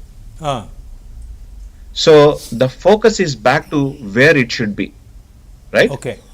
సో ఈ రోజు మనకి గనక జాగ్రత్తగా చూస్తే there is a push back. Total గా మనకి ఏంటంటే once again the focus is more on the gifts as opposed to the church. ఇప్పుడు నేను ఒక బోధకుడినండి. నేను ఒక బోధకుడిని అంటే సంఘానికి సేవ చేయటానికి నాకు బోధ అనేటువంటి గిఫ్ట్ ని పరిశుద్ధాత్మ దేవుడు ఇచ్చాడు, కానీ సంఘం మీద నేను నిలబడటానికి నాకు బోధ అనేటువంటి గిఫ్ట్ లేదు. నేను ఒక ఇవాంజలిస్ట్ అంటే వీడు తోపు ఇవాంజలిస్ట్, యాక్చువల్ గా వీడు ఇంత డబ్బులు గుంజొచ్చు జనాల దగ్గర నుంచి అనేటువంటి విషయం కోసం కాదు ఇవాంజలిస్ట్ అనేటువంటి గిఫ్ట్ వచ్చింది. సంఘాన్ని కట్టడానికి, సంఘంలో చేర్చడానికి ఇవాంజలిస్ట్ అనేటువంటి గిఫ్ట్స్ వచ్చింది. So ultimately church actually should be the focal point. The people of God actually should be the focal point, and Christ is the foundation of the church. అది మనకి రెఫర్మేషన్, మరలా తెలుగు సంఘాల్లో మరొక రెఫర్మేషన్ జరగాల్సినటువంటి సందర్భం. So ఇప్పుడున్న తెలుగు సంఘాల్లో అది లోపిస్తుంది అన్నది మీ ఉద్దేశం? అబ్సల్యూట్లీ. మరి అంతే కదా. డాక్టర్ అనేటువంటి పదానికి అర్థం ఏంటండి? డాక్టర్ అనేటువంటి పదానికి అర్థం టీచర్ అని అర్థం. డొకేయో నుంచి వచ్చింది, అంటే బోధ నుంచి వచ్చింది అది. సో ఎవరైతే సంఘంలో బోధించాలని అనుకుంటున్నారో వాళ్ళు ఏం చేస్తారంటే స్ట్రిక్ట్ గా థియలాజికల్ గా వాళ్ళు అన్ని యాంగిల్స్ నుంచి జాగ్రత్తగా చదివి వాళ్ళు ఏం చేస్తారంటే ఏబుల్ పర్సన్స్ గా, సంఘంలో బోధించడానికి ఏబుల్ పర్సన్స్ గా కనపరుచుకుంటారు. వాళ్ళు అంటే తర్ఫీదు నొందుతారు. అట్లని యాక్చువల్ గా అట్లా చదవనటువంటి వాళ్ళు అర్హులు కాదని నేను చెప్పట్లేదు, కానీ ఒక ప్రాసెస్ లో నుంచి వచ్చింది సంఘం. అయితే ఈ డాక్టర్ అనేటువంటిది పెద్ద, దాన్ని కూడా కొనుక్కునేటువంటి జరగలేదా మన తెలుగు రాష్ట్రాల్లో ఈ మధ్య? రెఫర్మేషన్ లో ఏదైతే గిఫ్ట్ ఉందో, అంటే షెపర్డ్ అనేటువంటిది గిఫ్ట్ అయితే ఆ గిఫ్ట్ నే యాక్చువల్ గా అమ్మటాలు, కొనుక్కోటాలు, క్రయ విక్రయాలు జరిగితే, ఇక్కడ మనకు జరిగింది ఏంటంటే బోధించటం అనేటువంటిది అధికారికంగా చూశారు కాబట్టి ఆ బోధన అనేటువంటిది, అంటే డాక్టర్ అనేటువంటి దాన్ని కూడా ఏం చేశారంటే దాన్ని పదాన్ని మార్చేశారు. ఫస్ట్ ఆఫ్ ఆల్ దానికి మీనింగ్ ని, సిగ్నిఫికెన్స్ ని తీసేశారు. దాన్ని కూడా అమ్మటాలు, కొనుక్కోటాలు అనేటువంటి విషయం చేశారు. ఎందుకు చెప్తున్నాను ఇదంటే, సంఘం ఈ రోజు హోల్సేల్ గా అమ్మబడుతుందండి. హోల్సేల్ గా అమ్మబడుతుంది. కానీ హోల్సేల్ గా అమ్మబడే ముందు సంఘంలో ఉన్నటువంటి, సంఘాన్ని కట్టేటువంటి ఫంక్షన్స్, గిఫ్ట్స్ ఏదైతే ఉన్నాయో వాటిల్ని కూడా అమ్మకాలకి పెట్టడం మొదలు పెట్టారు. Okay okay. అందుకనే ఈ రోజు ఏంటంటే గిఫ్ట్స్ మీద డబ్బులు సంపాదించుకోవటం అనేటువంటి విషయం చాలా బాగా జరుగుతుంది. ఒక ఆవిడ, అంటే నేను ఇది సతీష్ కుమార్ గారికి సంబంధించిందే కాదు అసలు, యాక్చువల్ గా ఇది ఇంకా ఎక్కువగా సంబంధించి ఒక టీవీ కాదు, సినిమా హీరోయిన్ ఒక ఆవిడ. సో ఆమె క్రిస్టియన్ అయ్యారట. ఆవిడ నాకు తెలిసినటువంటి ఆవిడతో మాట్లాడుతున్నారు ఈ మాట ఏంటంటే, రాజాకి చర్చ్ ఉందండి, నేను ఇన్ని సంవత్సరాల నుంచి నేను ఒక చర్చ్ పెట్టుకోలేకపోతున్నాను. సినీ యాక్టర్ రాజాకి చర్చ్ ఉంది, నేను ఇన్ని సంవత్సరాల నుంచి చర్చ్ పెట్టుకోలేకపోతున్నాను అందుట ఆవిడ. అదేంటమ్మా అట్లా అంటాం అంటే, మరి బోధించడం అట్లా ఎట్లా అంటే ఆవిడ ఇదే మాట అందుట. ఏంటంటే, అదే ఉందక్క, చాలా సింపుల్. ఏంటంటే మీ బోట వాళ్ళని తీసుకొచ్చి బోధించడానికి, టీచింగ్ కోసం పెడతాను. తర్వాత ఒక ఇద్దరు ముగ్గురు సింగర్లని, తర్వాత మ్యూజిషియన్లు తెచ్చుకుంటాను, అయిపోలా సంఘం అందుట ఆవిడ. అంటే చర్చ్, చెప్తున్నాను కదా, నాసి రకమైనటువంటి సువార్త, నాసి రకమైనటువంటి సంఘానికి దారితీస్తుంది. నాసి రకమైనటువంటి సంఘం అనేటువంటి ఐడియాలజీకి దారితీస్తుంది. Our gospel actually is polluted. Telugu రాష్ట్రాల్లో మన సంఘం పొల్యూట్ అయిపోయింది. సంఘంలో ఉన్నటువంటి గిఫ్ట్స్ పొల్యూట్ అయిపోయినాయి. We have become commercialised. Wholesale గా మనం ఏమయ్యామంటే దరిద్రం అయిపోయాం ప్రస్తుతానికి. అంటే ఇది ఒకళ్ళ గురించి మాట్లాడతలేదు, మనందరి గురించి మాట్లాడుతున్నాం. సో అలా మాట్లాడే వాళ్ళలో ఈ కానుకల కోసం ఎవరైతే కొట్లాడుతున్నారో వాళ్ళు కూడా ఉన్నారా? అబ్సల్యూట్లీ, అందరూ. ఇప్పుడు అంటే బయటకు వచ్చి కొట్లాడే వాళ్ళల్లో ఎంతమంది నిజంగా సువార్త పట్ల భారంతో పోట్లాడుతున్నారు? అరే సువార్త బాధపడిపోయింది, సువార్త నాశనం అయిపోయిందని ఎంతమంది బాధపడుతున్నారు నిజంగా? ఎందుకంటే మనం బయట ఉన్నటువంటి సిమ్టమ్స్ ని మనం క్లీన్ చేయటం కాదు. ఇది కేవలం సతీష్ కుమార్ గారు ఇంత పెద్ద సంఘాన్ని కట్టాడు అంటే 52 రోజుల్లో నేను కట్టేస్తాను అన్నాడంటే కారణం ఏంటంటే సంఘం యొక్క నిరక్షరాస్యత, వాక్యపరమైనటువంటి నిరక్షరాస్యతే ఆయన సొమ్ము చేసుకున్నాడు. సంఘంలో సువార్త లేకపోవడం వల్ల జనాలకి ఫియర్ఫుల్ గా ఉండటం వల్ల దేవుని చేత అంగీకరించబడాలనేటువంటి కన్ఫ్యూజన్ ఉంటాన్ని ఆయన సొమ్ము చేసుకున్నాడు దాన్ని. ఆయనే కాదు, చాలా మంది సొమ్ము చేసుకుంటున్నారు ఆ విషయాన్ని. మరి ఆయనకి కూడా తెలుసో తెలియదో, తెలిసి సొమ్ము చేసుకుంటున్నాడో తెలియకుండా సొమ్ము చేసుకుంటున్నాడో నాకు తెలియదు కానీ, but this is the condition of the Telugu church today. మనం we really have to think that. Okay, well, thank you very much Sai garu for spending some time with us. But if you're most welcome to stay in the show if you are not occupied with something else, as you said yesterday. Sure. Well, if you are occupied with that, then please continue. Anna, Edward garu, కొన్ని comments కనిపిస్తున్నాయి. మీరు ఇంతకుముందు ఇచ్చినటువంటి statement దగ్గరికే వస్తున్నాను, సంఘము అనే దానికి మీరు ఇచ్చిన నిర్వచనం దగ్గరికే వస్తున్నాను. కానీ ఆ నిర్వచనంలో, సంఘము అనే దానికి ఇచ్చినటువంటి నిర్వచనంలో ఇండిపెండెంట్ అనేటటువంటి మాట ఇంతకుముందు ఎప్పుడూ లేనటువంటి మాట. అది గత 50 సంవత్సరాలుగా భారతదేశంలో ఉన్నటువంటి మాట. అంతకుముందు ఇండిపెండెంట్ అనే మాటలు చాలా తక్కువ. ఉదాహరణకు ఇంతకుముందు ఇక్కడ అధికారికంగా ఉన్నటువంటి సంఘాల్లో ఒక లండన్ మిషన్ వారు ఉండేవారు, లేకపోతే ఒక చర్చ్ మిషన్ సొసైటీ ఉండేది, లేకపోతే ఒక society for propagation of gospel ఉండేది, లేకపోతే ఒక వెస్లియన్ మెథడిస్ట్ చర్చ్ ఉండేది. ఇలాంటివి అధికారికంగా ఒక సొసైటీ రూపంలో అందరూ కలిసి పెద్దలతో నిర్వహించబడేటటువంటి సార్వత్రిక మరియు స్థానిక సంఘాల యొక్క సమ్మేళనంగా చూసేవాళ్ళు. వీటినే అన్నిటినీ కలిపి కొందరు లూథరన్ సంఘాలని పిలిచారు, కొందరు సిఎస్ఐ అని పిలిచారు, అలా వచ్చినాయి. ఆ సమయంలో ఇక్కడ ఆత్మీయత కొరవైంది, ఇక్కడ ఆత్మీయత తగ్గిపోతుంది, మీరు యెహోవా వైపుకు మరలండి, బ్రతకండి అన్నటువంటి నినాదముతో అర్లీ మార్నింగ్ ఉదయాన్నే 4:30-5 గంటలకు చేతిలో బూర పట్టుకొని ఊదుతూ మాట్లాడుతూ ఉన్నటువంటి భక్త సింగ్ గారు లేచారు. అంతకుముందు వేరే వాళ్ళు కూడా ఉన్నారు, జాషో దానియల్ గారు ఉన్నారు, ఆయన ప్రార్థించాడు, ఆయన సంఘ స్థాపన కార్యక్రమాలు ఆయన పద్ధతిలో చేశాడు, భక్త సింగ్ గారు చేశారు. Over a period of time అవి మేము నాన్ డినామినేషనల్ అంటూనే ఒక డినామినేషన్ అయ్యాయి. ఇది ఉన్నటువంటి సత్యం. అది ఒక డినామినేషన్ అయింది, ఇది ఒక డినామినేషన్ అయింది, అలాగే వేరు డినామినేషన్లు ఎక్కడ చూసినా కానీ వచ్చాయి. అప్పుడున్నటువంటి స్థానిక అధికారిక సంఘాలుగా పిలువబడేవారు ఎవరైతే మిషనరీలుగా వచ్చి ఇక్కడ స్థానికులను క్రైస్తవులుగా ఆకర్షించారో, ఆ గుంపుల్లో నుంచే ఈ గుంపు కొంతమందిని తీసుకెళ్ళింది అన్నటువంటి అభియోగం వేసి ఇది ముంచుడు సంఘం వచ్చింది పోతుంది, కానీ ఇది స్థిరము అని చెప్తూ వచ్చారు. సో ఇది ఆ రోజు కూడా ఇటువంటి ఇండిపెండెంట్ అన్నటువంటి యాటిట్యూడ్ వచ్చిన వాళ్ళు ఈరోజు ఇండిపెండెంట్గా కాకుండా ఒక స్థిరమైనటువంటి చాలా ప్రదేశాలలో బ్రాంచెస్ ఉన్నటువంటి ఒక స్థిరమైన సంఘంగానే మారిపోయారు. ఇంకా అలాగే మిగిలిన పెంతెకోస్తు సంఘాలు కానివ్వండి ఏవైనా. అదే దృక్పథంతో ఇప్పుడు వస్తున్నటువంటి ఈ డిజిటల్ సంఘాలను ఎందుకు చూడకూడదు? వీళ్ళు కూడా ఈరోజు ఒక శాఖగా బయటకు వచ్చినప్పటికీ ఒకానొక సమయంలో ఒక స్థిరమైనటువంటి డినామినేషన్గా రూపాంతరము చెందే అవకాశం లేదంటారా? మీరిచ్చినటువంటి స్టేట్మెంట్ ప్రకారంగా, మీరిచ్చినటువంటి నిర్వచనం ప్రకారంగా బాడీ, బిల్డింగ్ అండ్ బ్రైడ్ అన్నారు. యేసుక్రీస్తు శరీరము, దేవుని యొక్క ఆలయము లేకపోతే నిలయము, మూడవదిగా దేవుడు పెండ్లి చేసుకోవటానికి సిద్ధపరిచేటటువంటి పెండ్లి కుమార్తె. ఈ మూడు ఈ డిజిటల్ సంఘం ద్వారా సాధ్యం కాదంటారా? ఇప్పుడు సాయి గారు కానీ తర్వాత ఎల్కే మృత్యుంజయ్ గారు కానీ అంటే థియోలాజికల్గా బాగా చెప్పుకుంటూ వచ్చారు. నేను మామూలుగా రోడ్డు మీద సువార్త చెప్పేవాడిని కాబట్టి మామూలు రోడ్డు మీద వాళ్ళు చెప్తాను. చెప్పండి సింపుల్గా. ఏంటంటే విషయం, మీడియా ద్వారా ఏమైనా చేయొచ్చు కానీ ఒక పని చేయలేం. పచ్చి భాషలో చెప్పాలంటే సంసారం చేయలేం, మీడియాలో చేయలేం. ఈరోజు ఏంటి అందరూ చాలా గరంగా ఉన్నారు. ఆయన వాడిన పదము కొంచెం ఎబ్బెట్టుగా ఉంది, మీరు వాడే పదం చాలా సంస్కారంగానే ఉంది, కానీ దాని వెనక అర్థం వేరేగా ఉంది. సరే చెప్పండి. ఎందుకని నేను అంటున్నానంటే, యూట్యూబ్లో బోధించవచ్చా? చేయొచ్చు. ఓకే. యూట్యూబ్లో సువార్త చెప్పొచ్చా? చెప్పొచ్చు. కానీ యూట్యూబ్లో ఒక పని మాత్రం చేయలేం. ఏంటంటే సంఘంకి అతి కీలకమైంది. ఓకే. అంటే డిజిటల్గా టీచింగ్ చేయొచ్చు, డిజిటల్గా ఎవాంజలిజం చేయొచ్చు, కానీ డిజిటల్గా ఫెలోషిప్, రిలేషన్షిప్ ఉండదు. సంఘానికి అతి కీలకమైనది, సంఘానికి అతి కీలకమైంది రిలేషన్షిప్, ఫెలోషిప్. మనం అపోస్తుల కార్యం 2వ అధ్యాయంలో చూసినప్పుడు కూడా సహవాసం అనే మాట, కలుసుకోవటం, కూడుకోవటం అనేటువంటి మాట నుంచి చూస్తాం. సో కాబట్టి ఇప్పుడు వీళ్ళు ఏమంటారంటే, మేము మీడియాలో కలుసుకుంటున్నాం, జూమ్లో కలుసుకుంటున్నాం అని అంటారు. మొన్నటిదాకా 2 సంవత్సరాలు అదే చేశారు. అంటే అప్పుడు పరిస్థితులను బట్టి జరిగింది, మనం కాదని అంటలేదు. But that cannot become the norm. అది పద్ధతి కాకూడదు. ఎందుకనంటే సంఘములో కాపరికి గొర్రెలకి సంబంధం సహవాసం ఉండాలి. నెంబర్ 1. సంఘంలో ఏమన్నారు? కాపరికి గొర్రెలకు అంటే సంఘ కాపరికి సంఘంలో ఉన్నటువంటి సదస్యులకు లేదా సభ్యులకు సంబంధం. ఇక్కడ మిమ్మల్ని ఒక్క నిమిషం, మళ్ళీ మీరు వద్దురు, ఒక్క నిమిషం ఒక మాట అడుగుతారు.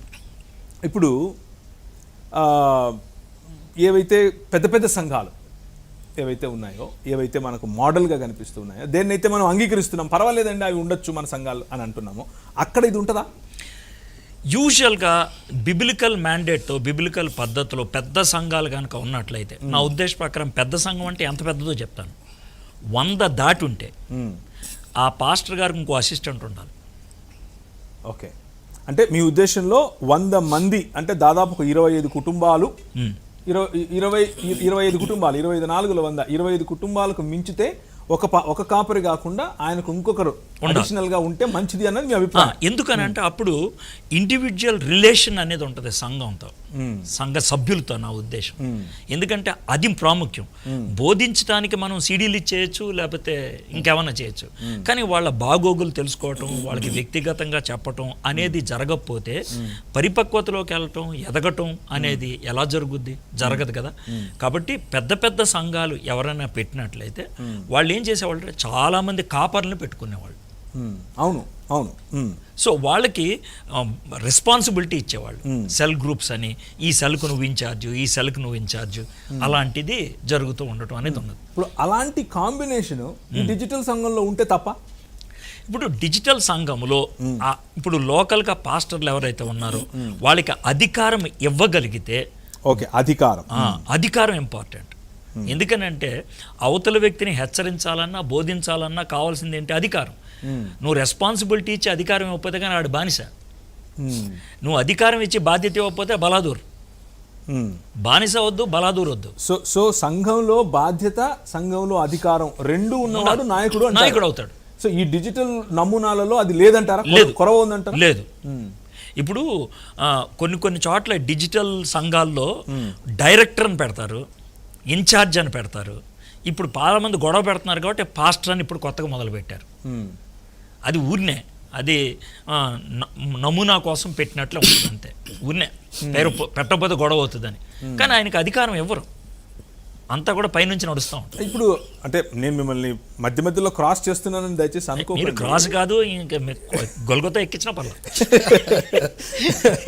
ఇప్పుడు ఈ సో కాల్డ్ ఎస్టాబ్లిష్డ్ చర్చెస్లో కూడా పేరుకుంటది పాస్టర్ అని, కానీ పైన చెప్పిందే చేయాలి కదా. నా ఉద్దేశంలో ఇప్పుడు ఉన్నటువంటి సాంఘిక సంఘాలు మంచి అని కాదు, మీరు డిజిటల్ గురించి అడిగారు, దాని గురించి చెప్తున్నాను అంతే. ఓకే, సో కాంట్రాస్ట్ చేసి నేను అడుగుతున్నాను అంతే, బస్. ఓకే, కాంట్రాస్ట్ చేస్తే ఇప్పుడు ఇక్కడ లేదు, నా దగ్గర కూడా లేదు, నా మీద ఎందుకు పడ్డారు అన్న ప్రశ్న ఒకవేళ మన డిజిటల్ సంఘాల అధ్యక్షులు అడిగితే ఏంటి సమాధానం అన్నది నా పాయింట్. ఒక విషయం ఏంటంటే డిజిటల్ సంఘం అనేది డాక్ట్రినల్గా డివేట్ అయిపోయింది. ఓకే, ఇప్పుడు పాయింట్కి వచ్చాం మనం. డాక్ట్రినల్ డీవియేషన్, సిద్ధాంతపరంగా డివేట్ అయిపోయింది. ఎందుకనంటే అక్కడ రిలేషన్షిప్కి, ఫెలోషిప్కి అవకాశం లేకుండా అయిపోయింది. ఇప్పుడు లోకల్ సంఘాల్లో రిలేషన్షిప్, ఫెలోషిప్ లేదని అంటే కనుక వాడిని నెత్తి మీద కూడా చేయొచ్చు. ఇది అసలు లేనేలేడు కదా సీన్లో. సో ఇక్కడ టోటల్ డీవియేషన్ పక్కకి వెళ్ళిపోయినట్లు కనబడట్లా. అందుకని దీన్ని కొంచెం హెచ్చరించాల్సి వచ్చింది, అంతకంటే ఇంకేం లేదు. ఇప్పుడు మామూలు సంఘాలు ఎక్కడైతే పాస్టర్ గారు ఉండి లోన సభ్యులు ఉంటారో వాళ్ళంతా మంచోళ్ళు, వాళ్ళు అద్భుతంగా చేసేస్తున్నారు, బైబిల్ ఉన్నదన్నట్లుగా పాటిస్తున్నారు అనేది నా ఉద్దేశం కాదు. వాళ్ళు అట్లీస్ట్ సిస్టమ్ ఉన్నది. ఓకే, కనీసం తప్పుడు పోతే తప్పు పోతోంది అని చెప్పే సిస్టమ్ ఉన్నది. అర్థమైందా? అక్కడ సిస్టమే లేదు. ఓకే, అది విషయం. సిస్టమ్ మిస్ అవుతుంది అక్కడ. తర్వాత యేసు ప్రభు వారు ఉపయోగించినటువంటి ఉదాహరణలు ఫిట్ కావు అక్కడ. నా గొర్రెలు నా స్వరం వింటాయి, ఇక్కడ ఎక్కడే ఉంటాయి. అర్థం. సో ఈ స్వరం వినడానికి మనిషే ఉండాలా? టీవీ ద్వారా వినొచ్చు కదా. ఇప్పుడు స్వరం వింటూ అన్నప్పుడు అక్కడ వచ్చిన ఉపయోగించినటువంటి అలంకార భావాన్ని మనం పూర్తిగా అర్థం చేసుకుంటే మీకు అర్థం అవుద్ది. ఇప్పుడు గొర్రెల్ని ఎలా పెంచుతారంటే పాలస్తీనా వాళ్ళు సిండికేట్ అవుతారు. ఒక 4-5 కలిస్తే వాళ్ళు గొర్రెలన్నీ తీసుకుంటే వెళ్తారు. సాయంత్రం అయిన తర్వాత ఎవడ గొర్రెలను ఆడు వేరు చేసుకుంటాడు. అప్పుడు ఏం చేస్తారు, ఎవడికాడు ఒక చిన్న అంటే కేజీ లాగా తయారు చేసుకొని ఓ అని అరిస్తే వాడి గొర్రెలు వచ్చేస్తాయి. So it is actually hearing the physical voice. అర్థమైందా? ఇప్పుడు 4 కోళ్ళు ఉన్నాయి అనుకోండి బయట, ఎగ్జాక్ట్లీ సింపుల్ భాషలో 4 కోళ్ళు ఉన్నాయి, అందులో ఒక్కోడే నాది. బొబ్బో అంటే అది ఒకటే వస్తుంది, మిగతా 3 వస్తే బిర్యానీ చేసుకోవచ్చు. సింపుల్ భాషలో చెప్తున్నానండి. ఇప్పుడు ఆ విధమైనటువంటి కాన్సెప్ట్ పాస్టర్ గారికి సంఘస్థులకి ఉండట్లయితే స్వరం వినటం, అర్థం చేసుకోవటం, అంటే బేసిక్గా స్వరం వినటం అంటే I'm not speaking about physical voice, ఏంటంటే వాళ్ళ హృదయ నాదం, మా వాదన అది వినగలిగితే అది బాగుంటుంది. అది సంఘంలో ఉండాల్సినటువంటి ప్రాముఖ్యమైన విషయం. అది మిస్ అయినప్పుడు how can you call it as church? దాన్ని చర్చ్ అనాలో పిలుస్తారు. మిగిలిన విషయాలు మా కొడుపు కొట్టేస్తున్నారు, ఇవన్నీ సెంటిమెంటల్ స్టేట్మెంట్స్, అర్థమైందా? సో దాని గురించి నేను ఎక్కువ పెద్ద వాదించను. అంటే అది కూడా ఒక అంశమే కదా. అట్లా కదా, నేను ఎందుకు వాదించదలుచుకోవట్లేదంటే ఇప్పుడు మా యొక్క భాగోతం బాగుంటే పక్కనోడు భాగోతం వినడానికి ఎందుకు వెళ్తారు? Very valid point. సింపుల్గా చెప్తున్నాను, వీళ్ళంతా జెండాలు పట్టుకుని బయటికి రావాల్సిన అవసరం. నేను ఎందుకనంటే ఇప్పుడు మీరు సతీష్ కుమార్ గురించి మాట్లాడుతున్నారు కదా, ఆయన చర్చికి చాలా దగ్గరలోనే ఓ చర్చిలో మాట్లాడుతారు. అలాంటి సంఘాలు చాలా ఉన్నాయి. ఈ రోజు ప్రస్తుతానికి అది అంశం కాబట్టి ఆయన బొమ్మ పెట్టారు అంతే. ఓకే, ఆయన సంఘానికి దగ్గరలో ఉన్నటువంటి సంఘాన్ని నేను వాక్యం చెప్పడానికి వెళ్ళా ఈ మధ్యకాలంలో. ఆయన ఊరిని అడిగా, సార్ ఇంత పెద్ద సంఘం పక్కన ఉంది, చాలా మంది బాగా గొడవ పెట్టేస్తున్నారు, మీ విషయం ఏమైందంటే సార్, ఆయన అద్భుతమైన మాట చెప్పాడు. సార్ మా సంఘం నుంచి ఒక 5-6 వెళ్ళిపోయారు, వాళ్ళు వెళ్ళిపోవడం నాకు హాయిగా ఉంది సార్ అన్నాడు. ఏ అని అంటే, తుమ్మితే దగ్గితే ఊడేవాడిని ఎంతకాలం పట్టుకుంటాను సార్, పోనీ అంటే మిగిలిన వాళ్ళు నా దగ్గర నాకు చక్కగా ఉన్నారు, వీళ్ళు ఎవరు నేను చక్కగా వాక్యం బోధిస్తున్నా బాగుంది. దాంతో నాకు అర్థమైంది ఏంటనంటే, ఇప్పుడు ఆయన ఒక్కడనే డిజిటల్ సంఘం పెట్టాడనేసి డాక్టరినల్గా మనం వాదించినప్పుడు కూడా, ఒక మెగా చర్చ్ వచ్చినప్పుడు చిన్న చిన్న చర్చ్ వాళ్ళు కంగారు పడతాం అనేది జరుగుద్ది ఎక్కడైనా సరే. అది ఎందుకు జరుగుద్ది అంటే, వీళ్ళు బోధించాల్సిన విధంగా వీళ్ళు బోధిస్తూ ఉంటే బయటికి ఎందుకు వెళ్తారు? సో అది కూడా మనం ఆలోచించాలి కదా. సో అది ఆలోచించగలిగితే కనుక ఇద్దరిలోనూ సమస్య కనబడుతుంది అనేది మనకు అర్థమవుతుంది. రైట్. ఎల్కే గారు, ఇద్దరిలోనూ సమస్య కనిపిస్తుంది అని అంటున్నారు. ఒకవైపు మనం గనక బాగుంటే ఇలాంటి వాళ్ళు వస్తే మాత్రం ఏమవుతుంది అని ఇంకొక వైపు అంటున్నారు. కానీ ప్రధానంగా బయట కనిపిస్తున్నట్టు ముఖ్యంగా ఈ వై దిస్ కల్వరీ అనే ఒక ప్రోగ్రాం జరిగింది కూడా కారణం ఏంటంటే, ఆయన ఎక్కడో ఉంటాడు, మేము ఇక్కడ ఉంటాం, వాళ్ళు వేసిన క్యాప్షన్స్ కూడా టీవీలో అవే. అంటే ఈరోజు సంఘంలో జరగాల్సినటువంటి మాటలు రచ్చకెక్కి మరి మాట్లాడుకుంటున్నాము అని అంటే, ఒకవైపు ఒక ఆయన దురాక్రమణ దారుడి రూపంలో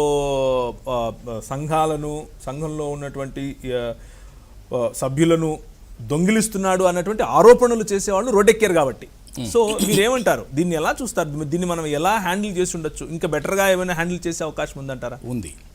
యాక్చువల్గా ఇందాక మన ప్రియులు చెప్పినట్టు ఇది సివిలియన్ ఇష్యూ కాదు.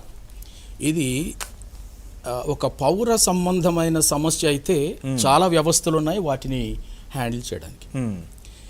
ఇవాళ చాలాసార్లు మన వాళ్ళు సివిల్ సొసైటీస్ దగ్గరికి లేకపోతే సర్వీస్ ఏజెన్సీస్ దగ్గరికి వెళ్ళినప్పుడు వాళ్ళు నోరు వెళ్ళబెట్టి చెప్పింది ఏంటంటే, ఇదేంటండి ఈ గొడవ, మాకు తెలియదు, ఇది ఏదైనా సివిలియన్ ఇష్యూస్ ఉంటే మేము ఇన్వాల్వ్ అవుతాం, కానీ మీరేదో భక్తి విషయాలు మాట్లాడుతున్నారు, ఇది సంఘం కాదంటున్నారు, దాని గురించిన విషయాలు మాకు తెలియదు అని వాళ్ళు చేతులు ఎత్తేస్తారు. కాబట్టి విషయం ఏంటంటే, ఇవాళ తెలుగు రాష్ట్రాల్లో జరుగుతున్న సమస్య అది సివిల్ ఇష్యూ కాదు, it is a doctrinal issue. Okay. కాబట్టి మనందరికీ కూడా డాక్ట్రిన్ అని అనగానే ఇదే వర్తిస్తుంది. దీని సంగతే మనం మాట్లాడుకోవాల్సిన అవసరం ఉంది. కాబట్టి ఎవరు ఏ కాలంలో కూడా ఈ పరిశుద్ధ గ్రంథమునకు, దాని అధికారానికి, దాని విధి విధానాలకు, నియమ నిబంధనలకు అతీతులు కారు. మొదటి శతాబ్దం నుంచి 21వ శతాబ్దం నేటి వరకు సంఘాలు ఏ షేప్స్ తీసుకున్నా in the form of denominations, ఎవరైనా కూడా అది క్రైస్తవ సంఘము అని పిలువబడితే ఖచ్చితంగా దీని క్రిందకు రావాల్సిందే. ఇప్పుడు if you allow me, I want to just try to give definition to this digital church. yes, ఎందుకంటే గత 2-3 సంవత్సరాల నుంచి వీటిలో మనము మన రక్షణ టీవీ మాధ్యమం ముఖాన మనం అందరం కూడా అసలైన ప్రశ్న, సిసలైన జవాబు వక్తలందరూ కూడా మాట్లాడిన వాళ్ళే. ఇంతవరకు జరుగుతున్న చర్చ అంతా కూడా అదే బాణీలో వెళుతూ ఉంది. కాబట్టి ఇంతకాలం చూసిన తర్వాత I try to give a little bit of definition to it. ఇట్లా ఉంటుంది అది. డిజిటల్ సంఘం అంటే ఏంటంటే, వ్యక్తి కేంద్రితమై, పర్సన్ ఓరియంటెడ్, తెరపై తెర వెనుక సర్వం తానై, అథారిటేటివ్. ఇందాక వారు మాట్లాడుతూ అథారిటీ మనం ఇవ్వాలా, రెస్పాన్సిబిలిటీ, అథారిటీ లేదు ఇక్కడ. వ్యక్తి కేంద్రితమై, తెర ముందు తెర వెనుక సర్వం తానై, క్రీస్తు ప్రత్యక్షంగా దిగొచ్చి స్వరక్తమిచ్చి సంపాదించుకున్న ప్రత్యక్ష క్రైస్తవ సంఘాన్ని, వెరీ టాంజిబుల్ చర్చ్ సంఘాన్ని తెరీకరించి, తెరీకరించి తెర ముందున్న సభను నిష్క్రియాత్మకంగా ఉంచి, ప్యాసివ్గా వచ్చి కూర్చొని చూసి విని వెళ్ళిపోయేవాళ్ళుగా, ప్యాసివ్గా ఉంచి, అభౌతికమై ఇంటాంజిబుల్గా, సర్వ సాంకేతికమై హైలీ టెక్నాలజికల్, ఆకర్షణీయ అట్రాక్టివ్, ఓకే, ఆత్మీయ బోధలతో, అందులో స్పిరిచువల్ అండ్ ప్రీచింగ్ ఉంటూ, నియంత్రిస్తూ, కంట్రోల్డ్, స్వలాభాపేక్ష దృక్పథముతో, వెస్టెడ్ ఇంట్రెస్ట్ నిర్వహించే, ఎగ్జిక్యూట్, లెక్కకు మిక్కిలి జనజాతరే డిజిటల్ సంఘం. Let me just read it out once again.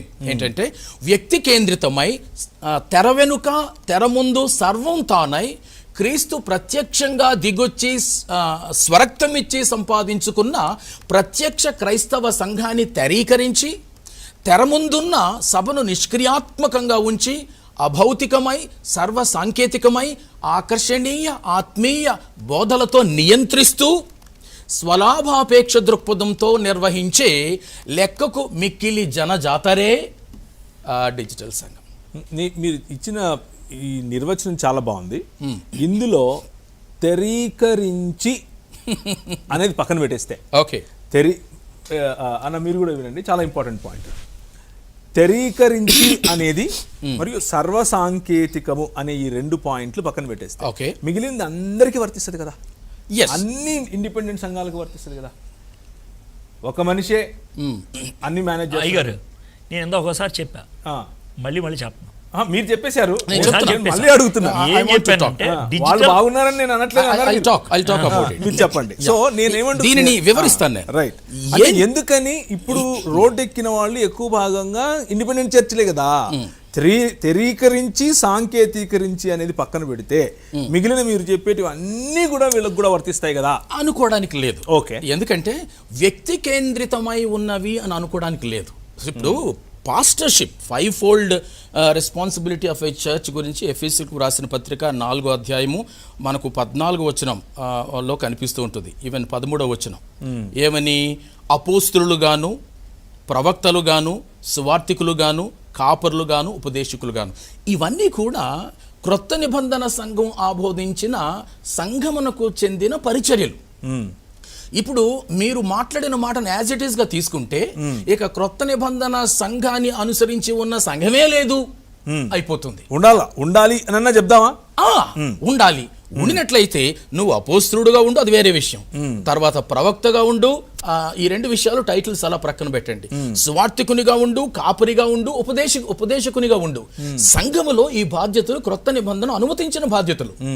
ఎప్పుడైతే ఈ బాధ్యతలు చేపడుతూ క్రొత్త నిబంధన నియమాలకు అనుగుణంగా, సంఘ నియమాలకు అనుగుణంగా మనం ప్రవర్తిస్తూ ఉంటామో, ఆ సంఘము క్రొత్త నిబంధన నియమాన్ని అనుసరించి జరుగుతున్న సంఘంగా మనం చూడొచ్చు. ఇవి మెయిన్ లైన్ చర్చెస్ లో ఉండొచ్చు, ఇప్పుడు ఈవేళ మనం మాట్లాడుతున్న ఇండిజినస్ చర్చెస్ లో కూడా ఉండొచ్చు. కేవలము శాఖలు కానీ, ఇది మెయిన్ లైన్ అని కానీ, ఇది ఇండిపెండెంట్ అని కానీ మనం మాట్లాడుకుంటున్న మాటలు వాక్యానుసారంగా ఉన్న మాటలు కావు. బైబిల్ మాట్లాడుతుందల్లా సంఘం అంతే, అది కూడా సార్వత్రిక సంఘం. కాబట్టి సౌలభ్యం కోసం, లేదంటే కొన్నిసార్లు పలానా వ్యక్తులు పలానా ఒక ప్రత్యేక తలంపును తీసుకొచ్చారు, ఆయన పేరు మీద ఒక శాఖగా పిలువబడితే, ప్రాథమిక సత్య సువార్త సిద్ధాంతాలు ఎక్కడా మార్పు చెందనంత వరకు, సర్దుబాటు చేసుకోగలిగిన అరకొర విషయాల్లో అటు ఇటు మారినా కూడా అవి ఇంకా క్రొత్త నిబంధనలు అనుసరిస్తుంటున్న సంఘంగా మనం ఆలోచించవచ్చు. కాబట్టి ఈ దినాన క్రొత్త నిబంధనను సంఘాన్ని పోలి అనుసరిస్తున్న సంఘాలు అటు మనం సోకాల్డ్ మెయిన్ లైన్ చర్చెస్ లో గానీ, ఇండిజినస్ చర్చెస్ లో గానీ అసలు లేనే లేవు అన్నది అది చాలా తీవ్రమైన స్టేట్మెంట్ అవుతుంది. ఇందాక వారు చెప్పినట్లు అందరూ కూడా వారి దిద్దుబాట్లు చేసుకుంటూ పరిపూర్ణత నుంచి అధిక పరిపూర్ణతకు, విశ్వాసం నుంచి అధిక విశ్వాసానికి, క్రొత్త నిబంధన సంఘ సారూప్యము నాకు వారు ఎదుగుతూ ఉన్నారనేది వాస్తవం. అయితే ఇక్కడ నేను మాట్లాడింది ఏంటంటే, ఇన్ని వేల మంది ఉన్నారు మాకు అని చెబుతూ అన్ని వేల మందిని కూడా ఒక వ్యక్తి కంట్రోల్ చేయడం, నియంత్రించడం అనేది ఉంచేశారు. అది క్రొత్త నిబంధన మోడల్ కాదు. అది క్రొత్త నిబంధన సంఘ మోడల్, అది బహుళ లీడర్షిప్. అది బహుళ నాయకత్వం మోడల్. ఈ డిజిటల్ సంఘాలు ఏమేమి ఉండవో, డిజిటల్ సంఘం అని అంటున్నామే కానండి ప్రవీణ్ గారు, డిజిటల్ సంఘపు తీరులో మీరు అన్నట్టు టెక్నాలజీని ప్రక్కన పెట్టినట్లయితే తర్వాత చాలా విషయాల్లో ఇదే బాణిని అనుసరిస్తుంటున్న సంఘాలు ఉన్నాయి. కాబట్టి ఏ సంఘము క్రొత్త నిబంధన సంఘాన్ని పోలిన సంఘంగా ఉందని అనిపించుకోవచ్చు అంటే, మొట్టమొదటి డిజిటల్ సంఘం మొదటి శతాబ్దపు నూతన నిబంధన సంఘ స్వరూపానికే అది పూర్తి విరుద్ధం. ఎందుకు అనంటే దాని స్థానంలో ప్రత్యక్ష దృశ్య స్థానిక సంఘాలను నియమించండి అని ఇందాక నుంచి మనం మాట్లాడుతున్నాం. ఎవరికి? ఒకవేళ మనం కల్వరి టెంపుల్స్ వారిని కనుక మనం తీసుకున్నట్లయితే ప్రత్యక్షంగా ఉండేవి, కంటికి కనపడేవి, పరిశుద్ధ క్రొత్త నిబంధనలో వాడిన స్థానిక సంఘాలు ఉన్నాయి చూసారా, కొరింథు సంఘము, ఎఫెసు సంఘము, తెస్సలోనిక సంఘము. ఆ బాణీ కలిగిన ఊరు పేరు పెట్టో లేదో మీ టైటిల్ పేరు పెట్టో స్థానిక సంఘాలను క్రొత్త నిబంధన విధానంలో ఎస్టాబ్లిష్ చేయండి. కానీ డిజిటల్ సంఘము పేరు డిజిటల్ అయినంత మాత్రాన కాదు, మిగిలిన విషయాలు కూడా క్రొత్త నిబంధన సంఘం నుంచి ప్రక్కకు నెట్టేసింది. అది డాక్ట్రినల్ గా పూర్తిగా డీవియేట్ అయి ఉంది.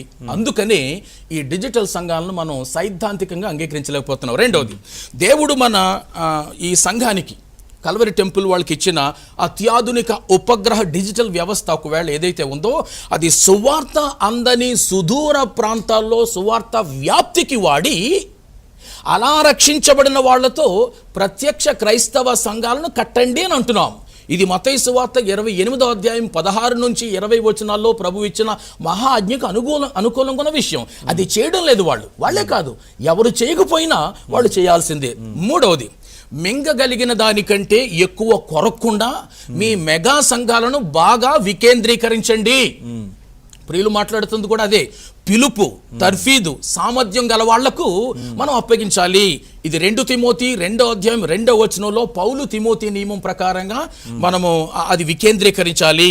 4, దేవుడు మీకు ఇచ్చిన విస్తారమైన ఆర్థిక వనరులను మీరు ఉపయోగించుకొని ఈ తెలుగు రాష్ట్రాల్లో కానీ ఇతర రాష్ట్రాల్లో కానీ స్థానిక సంఘాలను, అంటే ఏంటి, ఇదివరకే ఉన్న స్థానిక సంఘాలను, అవి కల్వరి సంఘాలు కాకపోవచ్చు గాక, ఇదివరకే ఉన్న స్థానిక సంఘాలను ఎలా బలోపేతం చేయగలరో మేధోమథనం చేయండి. ఏమండి, నాకు వనరులు ఉన్నాయి, మీ దగ్గర ఒక చర్చ్ ఉంది, మీకు వనరులు లేవు, నా దగ్గర ఉన్న వనరులను మీకు నేను బట్వాడా చేసి మీ పరిచయను బలపరచడం ఇది క్రొత్త నిబంధన సంఘ నియమం కాదా? మరి ఎందుకు కనపడదు అక్కడ ఇది?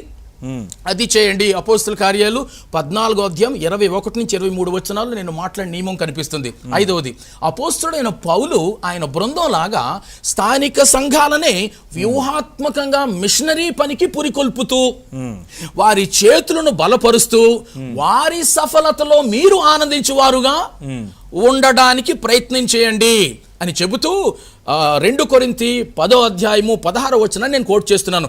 మీ మేరలోనే పని చేయండి. ఆ మాట చాలా స్పష్టంగా ఉంది. ప్రతి సంఘానికి ఒక మేర ఉంది, ఒక లిమిట్ ఉంది. ఆ మీ మేరలోనే పని చేయండి అన్న విషయం 2 కొరింథీ 10వ అధ్యాయం 16వ వచనం బహు స్పష్టంగా ఉంది. 6వది, మీరు తెర వెనుక ఉంటూ క్రైస్తవ సంఘములో నూతన నిబంధన నియమం అనుసరించి ఇందాక చెప్పాను బహుళ నాయకత్వాన్ని తీసుకురండి. క్రొత్త నిబంధన సంఘం అంతా తిరిగేసి చూడండి ప్రవీణ్ గారు, మనకు కనబడేది ఒకటే. హెబ్రీలకు రాసిన పత్రిక 13వ అధ్యాయం 7వ వచనం, 1 తిమోతి 3వ అధ్యాయం, అపోస్తుల కార్యాలు 20వ అధ్యాయం 17వ వచనం. ఈ వచనాలన్నీ ఏం చెప్తుందంటే సంఘములో ఏకనాయకత్వం కుదరదు. ఆ ఏకనాయకుడు ఎవరైనా ఉంటే అతడు యేసుక్రీస్తు ప్రభువే. మిగిలిన వారు కూడా ఇందాక మనకు ప్రియులు సాయి గారు చాలా చక్కగా చెప్పారు. బోధించే వరం ఉంది కాబట్టి అది సంఘం గుర్తించింది కాబట్టి మిమ్మల్ని బోధకునిగా సంఘం పరిశుద్ధాత్మ నడిపింపుతో ప్రార్థనాపూర్వకంగా అపాయింట్ చేసుకున్నారు. కాబట్టి ఆ పరిచర్యకు మీరు పరిమితమై ఉండాలి.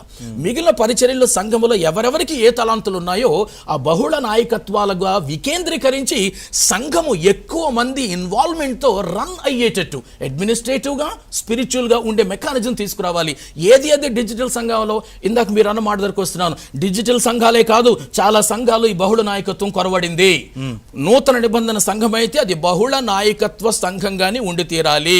రైట్. 8వది, స్వచ్ఛమైన వాక్యం అందించున్నట్లుగా రాష్ట్రాలలో తర్ఫీదు అవసరమైన పాస్టర్లను ఎంపిక చేసి మీరు వారికి సమగ్రమైన బైబిల్ ట్రైనింగ్ మీరిచ్చి లేదా ఇప్పించి సంఘాల్లో వారిని నియమించండి, స్థానిక సంఘాల్లో పాస్టర్లుగా. మనం అనుకున్నాం ఇందాక 2 తిమోతి 3:10-11 వచనాలు.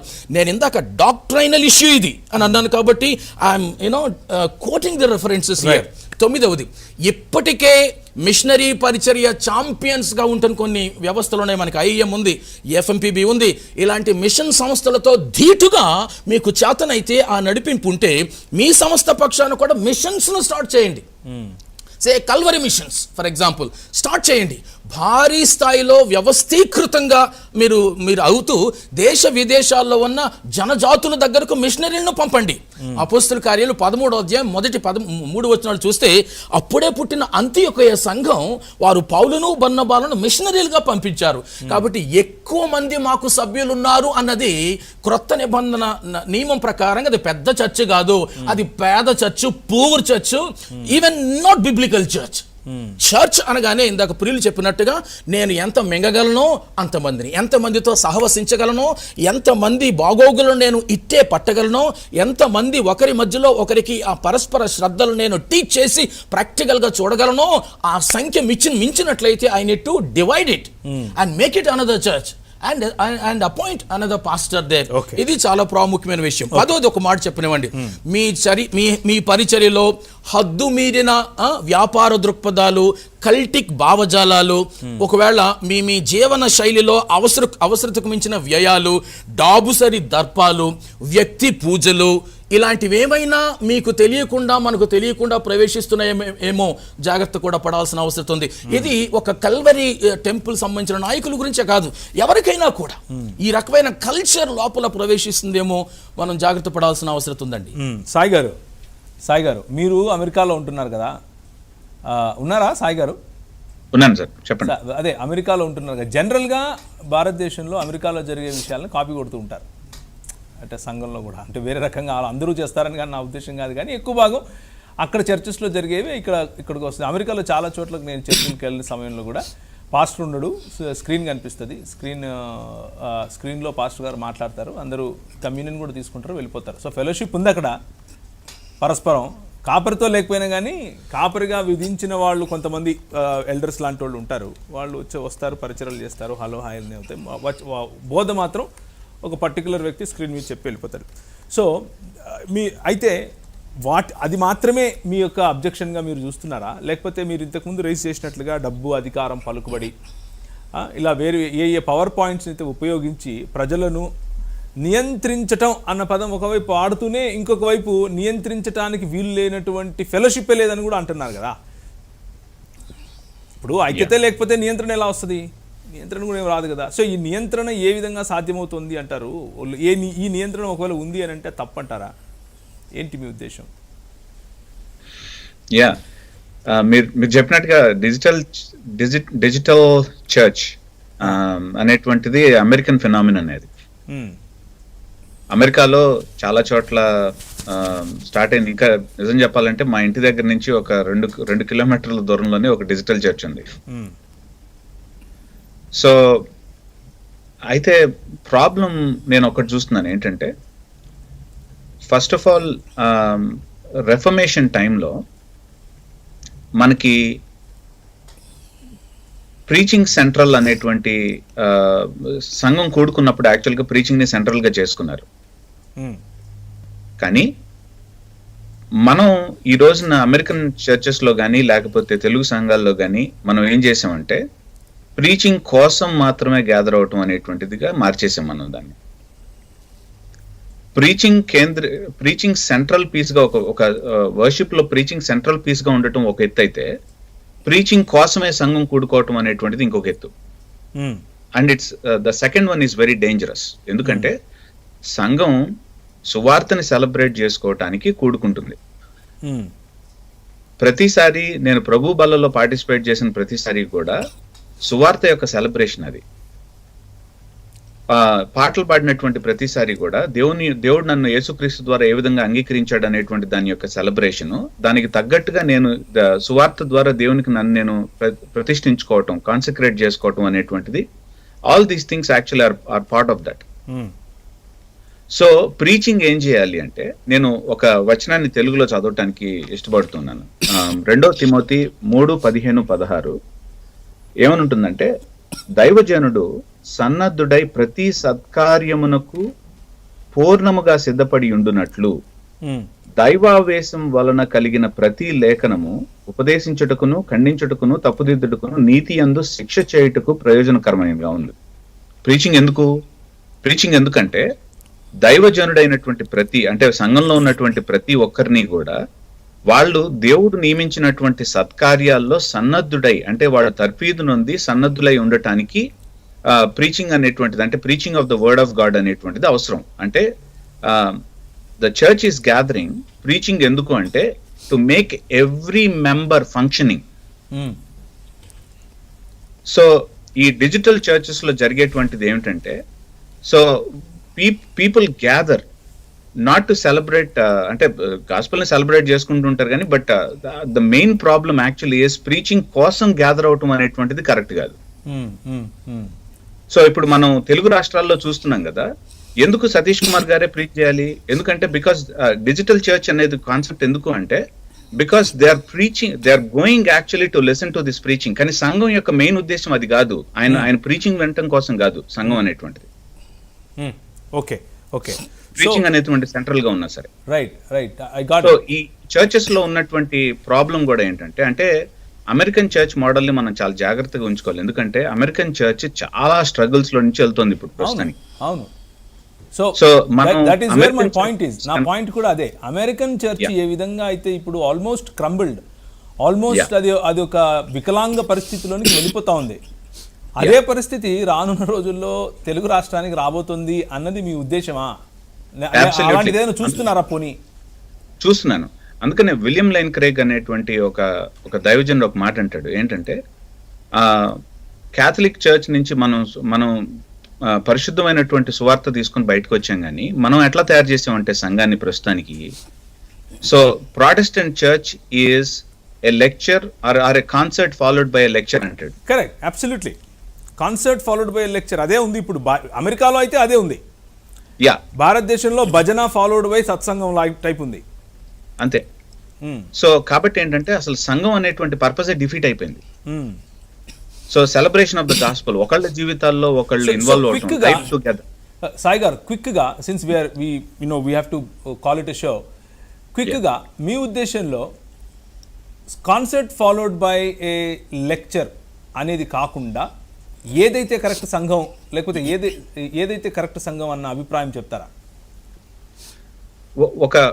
ఒక ప్యాటర్న్ బ్యూటీ ఏంటంటే, మనకి ఒక యూనిఫార్మిటీ ఉండాల్సినటువంటి అవసరం లేదు, కానీ మనకి అన్ని కలగలిసినటువంటి ఎలిమెంట్స్, అంటే సంఘంలో ఉన్నటువంటి ప్రతి ఒక్కరు వాళ్ళ యొక్క ఫంక్షన్స్ ని ఎట్లా చేయగలరు, వాళ్ళ యొక్క రోల్స్ ని ఎట్లా నిర్వర్తించగలరు అనేటువంటి విషయం వైపు తీసుకెళ్ళటం అనేటువంటి చాలా ఇంపార్టెంట్. ప్రీచింగ్ అనేటువంటిది కనుక ఒకవేళ if it is failing to do that, then that is not preaching at all. ఎందుకంటే ప్రీచింగ్ యొక్క పర్పస్ కాదు అది. ఒక ప్రీచరు తను ఎంత బ్యూటిఫుల్ గా ప్రీచ్ చేస్తున్నాడు అనే దాని మీద కాదు, సంఘాన్ని మోటివేట్ చేసి సత్కార్యాల కోసం ఎంతవరకు మోటివేట్ చేసి సన్నద్ధులుగా చేస్తున్నాడు, ఎక్విప్ చేస్తున్నాడు అనేటువంటిది చాలా ఇంపార్టెంట్ అక్కడ. సో అందుకని ఏంటంటే I don't say there is uniformity, but all these elements ప్రతి ఒక్కళ్ళకి పరిశుద్ధాత్మ దేవుడు వాళ్ళకి ఇచ్చినటువంటి వరాలని ఫ్రీగా ఎక్సర్సైజ్ చేస్తూ ఒకళ్ళనొకళ్ళు బలపరుచుకుంటూ స్థిరపరుచుకుంటూ యేసుక్రీస్తు యొక్క శరీరం అంతా ఫిల్ అవ్వటానికి ఎఫెసీయులకు రాసినటువంటి పత్రికలు అంటారు that the body of Christ may be full అనేటువంటి మాట. I think that's what is important. Okay, అయితే ఒక చివరి ప్రశ్న మీకు.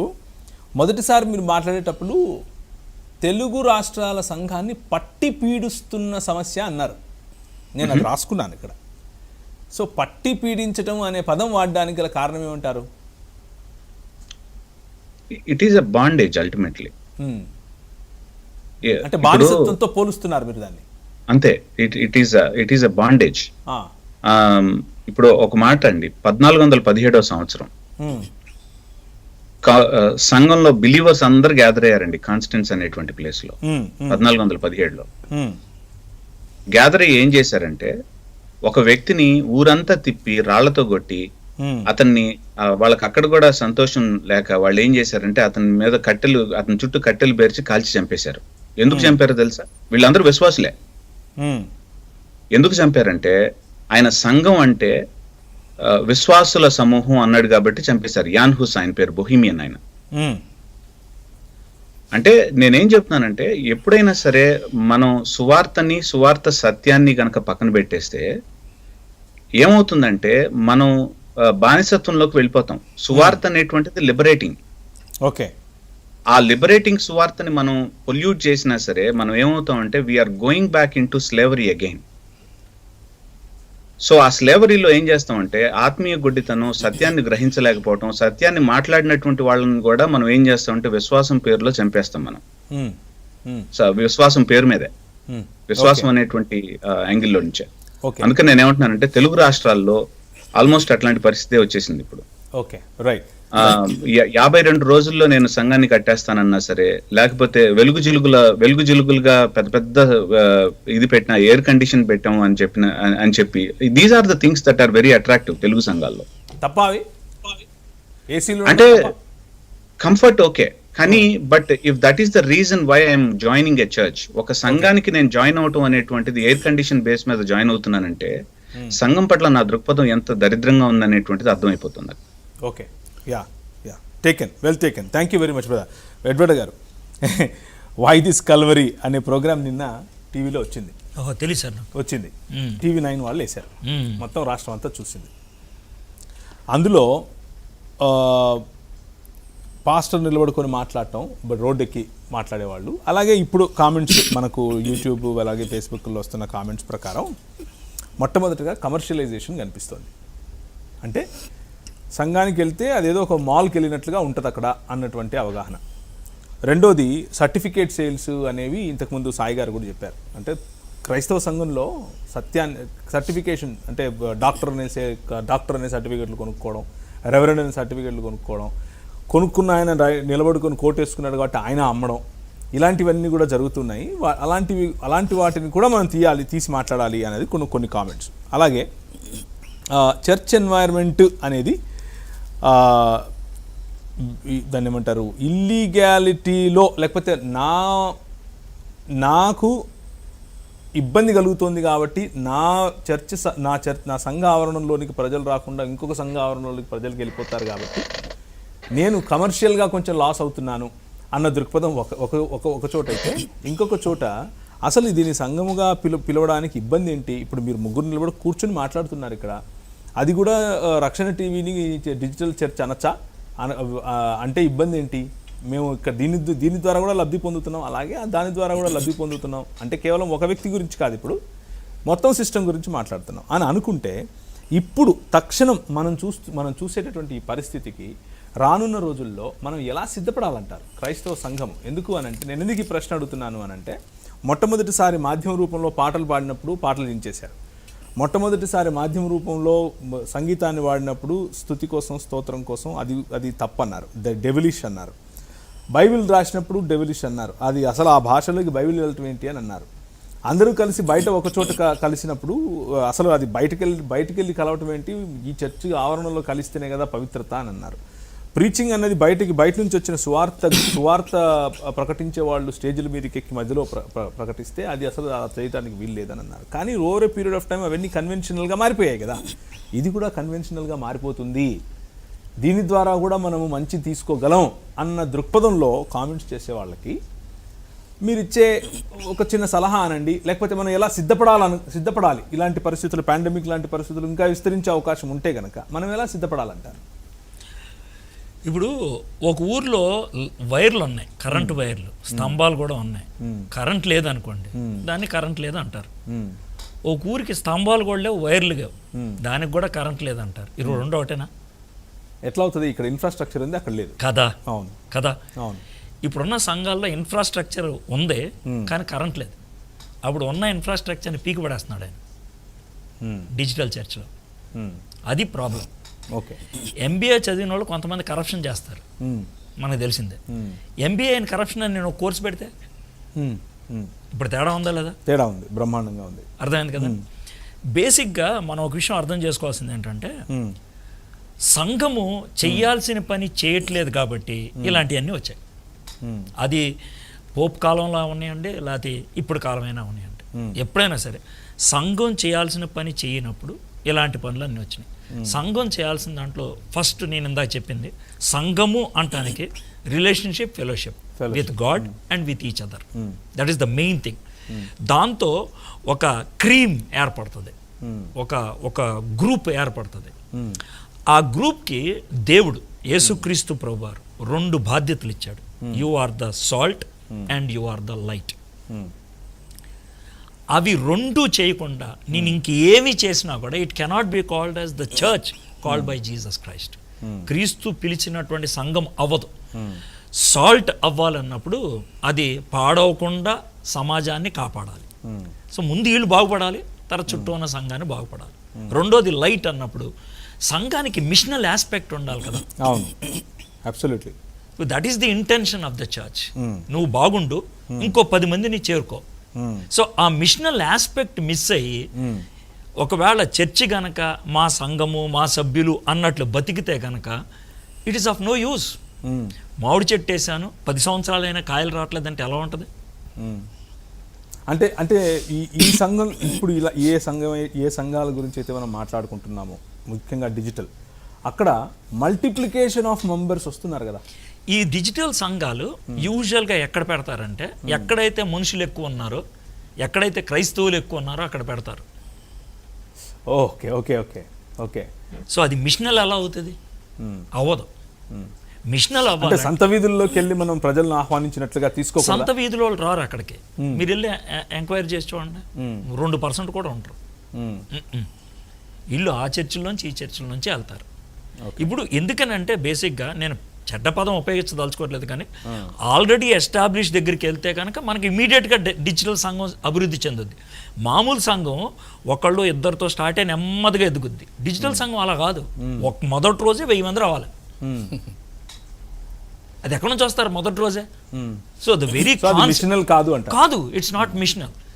ఇప్పుడు మిషనల్ అవ్వాలి అని అంటే కనుక ఆంధ్ర రాష్ట్రంలోనే, తెలంగాణలోనే చాలా గ్రామాల్లో చర్చిల్లో అవును అక్కడ పెట్టమని స్క్రీను నేను చాలా ఆనందిస్తాను. అది పరిస్థితి. If that is possible, okay. ఇప్పుడు మీరు మిషనల్ అంటే అలాగే ఉంటుంది. అయితే అలాంటి ప్లేస్లో స్క్రీన్ పెడితే ఎవడన్నా చూస్తాడా? పెట్టి చూడాలి ఫస్ట్ మనం. చూడరు. మొహంపాలు ఓడ్చుకోవడం తప్పించేయమంటదా? అంతే అంటారా? ఎందుకు చూస్తారు? ఎందుకంటే యేసు ప్రభుని పరిచయం చేయడానికి పరిచయం చేసేవాడు ఇంపార్టెంట్, కంటైనర్ ఇంపార్టెంట్. సో ఒకడు ఉండాలి అక్కడ, క్రీస్తులాగా జీవించినవాడు, క్రీస్తుని చూపించేవాడు. స్క్రీన్ చూపించి యేసు ప్రభుని చూపిస్తానంటే దేవుడు పిచ్చాడు ఏంటి? ఆయన ఒక పెద్ద స్క్రీన్ వేసి ఉండేవాడు పరలోకం, ఆకాశంలో చూడరా అనేసి. అలా చేయలేదు కదా ఆయన. సో అది సెకండ్ థింగ్. ఒకటేంటంటే మనం రిలేషన్ అనేది మిస్ అవుతున్నాం, రెండోది purpose salt and light miss అవుతున్నాం, మూడోది మోడల్ మిస్ అవుతున్నాం. మోడల్ ఏంటి అంటే యేసుక్రీస్తు భూమి మీదకి శరీరధారియే వచ్చాడు, ఇన్కార్నేషన్. మనము ఎవరికైతే సువార్త చెప్తున్నామో వాళ్ళ దగ్గరికి వెళ్లకుండా సువార్త ఎలా చెప్తాం? సువార్తను ఎలా అందిస్తాం? వాళ్ళతో మమేకం అవ్వకుండా అందించినా ఎక్కదు. Container is important. కంటైనర్ లేకుండా కంటెంట్ పంపించడానికి ప్రయత్నం చేస్తే God would have sent angels to send the gospel. ఇప్పుడు అన్నగారు అంటే నేను desperately trying to see some positive things అన్నట్లు నేను మాట్లాడుతున్నాను. ఉదాహరణకు ట్రాన్స్ నేషనల్ రేడియో ఒకటి ఉంది, మనిషి వెళ్లకుండానే స్వరం. సార్ నేను ఇందాక బిగినింగ్లో మాట చెప్పా, జాగ్రత్త వినండి. నేను యూట్యూబ్కి డిజిటల్ టీచింగ్కి వ్యతిరేకం కాదు. అవును, మీరు కూడా చేస్తారు. నేను కూడా చేస్తా. మనం ఇప్పుడు చేసేది అదే. నేను దానికి వ్యతిరేకం కాదు, టీచింగ్ చేయి. కానీ సంఘము అది వేరంటారు. నేను ఒక్క పాయింట్లో సంఘంలో మిషనల్ అన్నందుకు తీసుకొచ్చాను. మిషనల్, ఫెలోషిప్, తర్వాత ఏమో సాల్ట్ అండ్ లైట్, ఈ 3 సంఘానికి వర్తిస్తాయి. దానికి ఫిజికల్ యునైటెడ్ గ్రూప్ ఉండాలి. ఫిజికల్ యునైటెడ్ గ్రూప్ ఉన్నప్పుడే, లేకపోతే భీమవరంలోనో అప్పుడు పాలకొల్లు ప్రాంతంలో ఏదైతే పెట్టారో తెర, అక్కడ మనిషి నిలబడలేదు, కానీ తెర మాత్రమే ఉంది, కానీ గుంపు ఉంది కదా. కోహ్లీని బయట పెట్టి మిగతా 10 మందిని క్రికెట్ ఆడినట్లు ఉంటుంది. అర్థమైందా సార్ మీకు? ఓకే. ఆ? అరే నేను ఎక్కడి నుంచి చెప్తా ఉంటాను ఎవడు బౌలింగ్ చేయాలో, అందరూ ప్రతి ఒక్కడు వాకిడాకి పెట్టుకుంటారా అన్నట్లు ఉంటుంది. అది ఎట్లా సాధ్యం అవుతుంది? ఎందుకనంటే లోన చప్పట్లో కొడతాం, కమాన్ అంటాం అనేది ఎలాగ అవసరమో అంటే క్రికెట్ భాషలో అర్థమైందా? కెప్టెన్ పాస్టర్ గారు మధ్యలో ఉండాలి కదా, పాస్టర్ గారు మధ్యలో ఉండాలి. ఇంకోటి ఏంటంటే పాస్టర్ గారు అంటే క్రైస్తవ్యంలో గురువుకి ఇతర మతాల్లో గురువుకో తేడా ఉంది. ఇతర మతాల్లో గురువు కూర్చొని పంపిస్తాడు, క్రైస్తవ మతంలో గురువు ముందెళ్ళి రండిరా అంటాడు. అవునా కదా? అవునవును, అవును. కాపరికి కావలి వాడికి ఉండే తేడా అది కదా. అవును. మరి అది లేకపోతే ఎట్లా? నేను ఇక్కడ ఉంటాను, నేను పంపిస్తానంటే ఎట్లా అవుద్ది? If when you are not going ahead, how people can follow you? So physical modelling అనేది ఉండాలి. అందుకే ఇన్కార్నేషన్ అన్నా. అంటే ప్రతి సంఘానికి నాయకులు అనేవాళ్ళు ఉంటారు కదా, ఫిజికల్గా వాళ్ళు కనబడాలి. నేను టాపిక్ లాగా చెప్పాను, అయ్యగారేమో చాలా లోతుగా పాయింట్లు అన్ని అద్భుతంగా చెప్పారు. కానీ సింపుల్గా చెప్పాలంటే నువ్వు ఎదురుగా ఒక మోడల్ లేకపోతే how can you have a church? You cannot.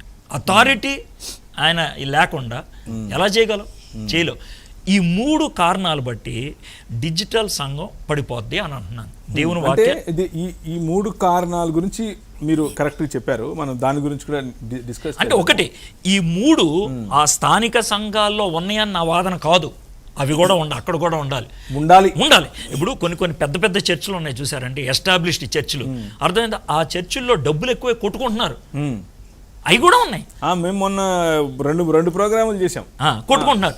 వాళ్ళు గనక ఆ డబ్బునే మిషనల్ ఆస్పెక్ట్ లో ఖర్చు పెట్టినట్లయితే గొడవలు ఉండే కావుగా. సో నేను అది సమర్థిస్తూ, ఇక్కడ కొట్టుకోవడానికి కూడా ఏమి లేదు, అసలు అవకాశమే లేదు, ఎవరికి ఏ భాగస్వామ్యం లేదు. అసలు డబ్బులు ఎంతనే కూడా ఎవడ చెప్పడం. అవును, మరి బాధే ఉంది. అర్థమైందా? లెక్క పెట్టేది ఆయనే, జోబులు వేసుకునేది ఆయనే. అది కరెక్ట్ మోడల్ అంటారా? ఇంతకుముందు సార్ కూడా చెప్పారు, అంటే మల్టిపుల్ లీడర్షిప్ ఉండాలని అన్నారు. ఇప్పుడు మీరు కూడా డైరెక్ట్గా పాయింట్కి వచ్చారు కాబట్టి నేను కూడా డైరెక్ట్ పాయింట్ అడుగుతున్నాను. మీరు ఎంత వేసారు, ఎవరికి వేసారు, ఎక్కడ వేసారు అని పొరపాటున ఎవరు నిన్న మేము మాట్లాడుకుంటూ ఉంటే, నేను ఒక తుని దగ్గర ఒక ఊరికి వెళ్తే ఒక పాస్టర్ గారితో మాట్లాడుతున్నప్పుడు ఆయన ఇలా అన్నాడు, మా సంఘం నుంచి ఒక ఆయన వెళ్ళాడండి, బ్యాప్టిస్ట్ సంఘం నుంచి ఒక ఆయన, ఫలానా దానికి పేరొద్దులేండి, పేరు చెప్పను, వెళ్ళాడు. వెళ్ళిన తర్వాత మాకు అక్కడ సంఘంలో ప్రతి వారం వచ్చి నిలబడుకొని చెప్తారండి, ఇంత తీసుకున్నాం, ఇంత ఖర్చు పెట్టాం, ఇంత ఉందని. ఇక్కడేంటి చెప్పరానంటే, నీకు అనవసరం, అది వేసావు దేవుడికి, మధ్యలో నువ్వు మాడకూడదు ఇంకా అన్నాడట పాస్టర్ గారు. సో ఈ మోడలే అంటారా అక్కడ కూడా? సార్ ఇప్పుడు ఈ రెండాట్లో ఒక విపరీతమైన పరిస్థితి ఉందండి. నేను కొన్ని చర్చిలకు వెళ్తా, నా ప్రసంగానికి ముందు ఓ 10 నిమిషాలు పట్టి చదువుతారు. పలానా వారి కుటుంబం 100 రూపాయలు, పలానా వాళ్ళ కుటుంబం 150 రూపాయలు చదువుతారు. అనిపిస్తుంది, అదొక ఎక్స్ట్రీమ్. అర్థమైందా? ఇంకో ఎక్స్ట్రీమ్ అసలు ఎంత వచ్చింది ఎంత పోయింది అసలు ఏమీ లేదు. అర్థమైందా? ఈ 2 ఎక్స్ట్రీమే కదా. నేనేమంటున్నానంటే, ఈ బిబ్లికల్ మోడల్, యేసుప్రభువు వారు ఇచ్చిన మోడల్ ఏంటంటే కార్పొరేట్ లీడర్షిప్. ఓకే, అర్థమైందా? అందరూ కలిసి చేసేది. ఇప్పుడు దాంట్లో ఎలక్షన్లు ఉండకూడదు, సెలక్షన్లు ఉండాలి. బైబిల్ ప్రకారం ఎలక్షన్లు సెలక్షన్లు ఎన్నుకున్నట్టు. అంటే ఈ సెలక్షన్కి ఏంటంటే ప్రొఫైల్ రాసుకోవటం. ఒక వ్యక్తి ఉండాలంటే వాడికి ఉండాల్సిన నమూనా ఏంటి, మనకి ఆ నమూనా ఫిట్ అయ్యేవాళ్ళు 10 మంది ఉన్నారు, ప్రార్థన చేద్దాం. ఈ 10 మందిలో ఏ 4, ఈ 10 మందిలో ఏ 5, లేదా 10 మంది, వాట్ ఎవర్ ఇట్ ఈస్. అట్లాగా మనం చేస్తే కనుక ఒక మోడల్ సంఘానికి ఇచ్చినట్లు ఉంటాం, సమాజానికి. చూసారా ఎంత బ్యూటిఫుల్గా ఉందని. సో కాన్స్టిట్యూషన్ ప్రపంచానికి ఇచ్చింది క్రైస్తవ్యం అయితే, మోడల్ ఎందుకు వెళ్ళకపోతుంది? Why it could not give? ఎందుకనంటే కాన్స్టిట్యూషన్ మన జీవితంలో పాటించలేకపోయాం. అంటే ఆ నాయకుల యొక్క గ్రీడ్ అంటారా, ధనం పట్ల ఏం లేదు సార్, సింపుల్ బిబ్లికల్ మోడల్ చేయాల్సింది చేయలేదు, అందుకే ఈ పనికి మళ్ళీ అవన్నీ వచ్చాయి. If everybody is busy in machines, if everybody is busy in evangelism, if everybody is busy in living a pure life, ఇవన్నీ ఎందుకు వస్తాయి? సో నేను వీటినన్నిటి గురించి ఎందుకు అంత వాదించదలుచుకోవట్లేదంటే, వీటి గురించి వాదిస్తే మన నోరు పాడవద్దేమో అని నా భయం. ఎందుకంటే ఈ పేర్లు ఉపయోగిస్తే మన నోరు పాడవద్దు, మళ్ళీ బ్రష్ చేసుకోవాలి. ఓకే, అంటే కరెక్టే, మీరు అన్నమాట కరెక్టే. ఈ 3 ఒక చిన్న యాంగిల్ ఇక్కడ ఉంది. Everybody is busy in machines, evangelism and pure life అన్నారు కదా, దానికే ఇప్పుడు ఈ పాస్టర్ గారు 10,000 కంటే తక్కువ సంపాదించే వాళ్ళకి నేను 15,000 రూపాయలు ఇస్తాను, నాతో కలిసి పనిచేయండి అంటున్నారు. అంటే హీఈస్ ఇన్వెస్టింగ్ ఇంటూ మిషన్సే కదా. ఉదాహరణకు చర్చి దగ్గరకు వస్తారు, మీ దగ్గర మీకు దగ్గుమందు లేదు, లేకపోతే జ్వరం మందు లేదు, అదిగోండి అక్కడ మెడికల్ షాప్ ఉంది, కొనుక్కోండి అని చెప్పడం. మీరు చచ్చిపోతున్నారా, మీరు చచ్చిపోతే మీకు ఒక శవపేటకి ఇంటికి పంపిస్తాను అని చెప్పడం. నీకు బర్త్డే ఉంది ఇంట్లో, మా వాళ్ళు ఒక గ్రీటింగ్ కార్డు పంపిస్తారు. ఇదంతా మిషన్స్లో భాగంగా చూడు సార్.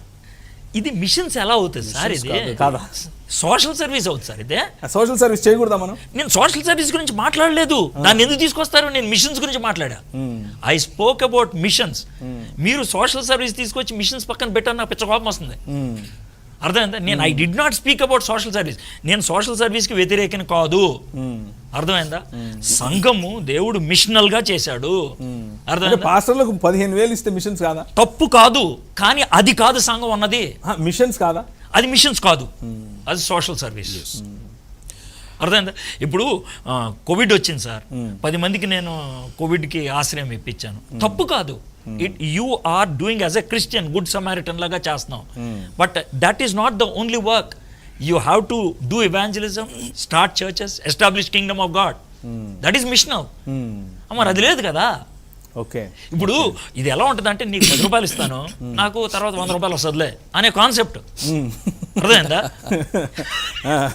ఇప్పుడు ఒక చోట సార్ పాలకుల్లో కొంతమంది పాస్టర్లు నన్ను ఒకసారి అడిగారు, సార్ ఇలాగా కొత్తగా పెడుతున్నారు సార్, దీనికి ఏమంటారంటే, బాబు కోపం తెచ్చుకోకుండా ఒక మాట అంటాను, ఆయన కోట్లు ఇస్తున్నాడంటే వెళ్ళిపోయారు కదా మీరు అందరూ, సూట్లు ఇస్తున్నారంటే వెళ్ళారు కదా, అవి వెళ్ళాం సార్ అన్నాడు. మరి సూట్లు ఇస్తున్నప్పుడు వెళ్ళినప్పుడు ఇప్పుడు ఆయన ఏం చేస్తే అది ఊరుకోండా? ఇప్పుడు ముందు ఆ బుద్ధి ఉంటే ఈ సమస్య వచ్చిండేది కాదు కదా. మరి అది ఆలోచించాలి కదా. అయితే ఇంకోటి కూడా జరిగింది. అంటే నేను ఇది పాజిటివ్ యాంగిల్ చెప్తాను. ఈ సతీష్ కుమార్ గారే పాలకొల్లో మీటింగ్ పెట్టారు. ఆ మీటింగ్ పెట్టిన 8 కిలోమీటర్ల దూరంలో ఇంకో మీటింగ్ పెట్టారు. దాన్ని నేను స్పీకర్నే. సేమ్ డేస్ అయితే ఆయన మార్చుకోమని చెప్పాడండి డేట్స్. అయితే ఆయన ఏమన్నాడు, మీటింగ్ పెట్టి ఆయన ఇలా అన్నాడంటే, నువ్వు ధైర్యంగా పెట్టాయా అన్న. ఎప్పుడు వచ్చే వాళ్ళకంటే ఎక్కువ మంది వచ్చారు. నేనేమంటానంటే, మన భాగవతం మంచిదైతే ఎవడితే ఏమైందండి అది. సో కాబట్టి ఈ 2 యాంగిల్స్లో కూడా మనం చూడాలి. మిషనల్ ఆస్పెక్ట్లో సంఘాలు ఉన్నప్పుడు అర్థమైందా, పక్కనోడు వచ్చే దుకాణం పెట్టాడు అనే భయం ఉండదు. దుకాణం అన్న పదం వాడుతున్నారు. ఎగ్జాక్ట్లీ, దుకాణం అన్న పదం వాడుతున్నారు మీరు. ఎగ్జాక్ట్లీ, అర్థమైందా? ఎందుకంటే ఒకవేళ క్రైస్తవ్యం దుకాణం అనుకుంటే నీ దుకాణానికి బ్రాంచ్లు పెట్టుకోవడమే, ఎక్కడ దుకాణాలు లేవు అక్కడ. అది విషయం ఆలోచించుకోవాలి. So that is missional. So అది ఉన్నప్పుడు నువ్వు దీని గురించి ఎందుకు వరి అవుతావు? You want. సో కాబట్టి సంఘము ఎలాగో పాడైపోయింది. కాబట్టి ఈ పాడైపోయిన దాంట్లో స్టేజ్ 2కి వెళ్ళింది ఇప్పుడు. అంతే. ఇప్పుడు కరెంట్ లేని ఇళ్ళు, స్తంభాలు తీసేసిన ఇళ్ళు ఇప్పుడు అంతే. ఇన్ఫ్రాస్ట్రక్చరే తీసేసారు. ఓకే, సో మనం ఇప్పుడు ప్రోగ్రామ్ ముగించుకునే సమయానికి వచ్చాం. చివరిగా కొన్ని మాటలు మాత్రమే, క్రిస్ప్గా 1 మినిట్ మాత్రమే మన ఎల్కే గారికి అలాగే సాయి గారికి ఇస్తాను. చివరి ప్రార్థన ఎడ్వర్డ్ గారు చేస్తారు, తర్వాత ముగించుకుందాము.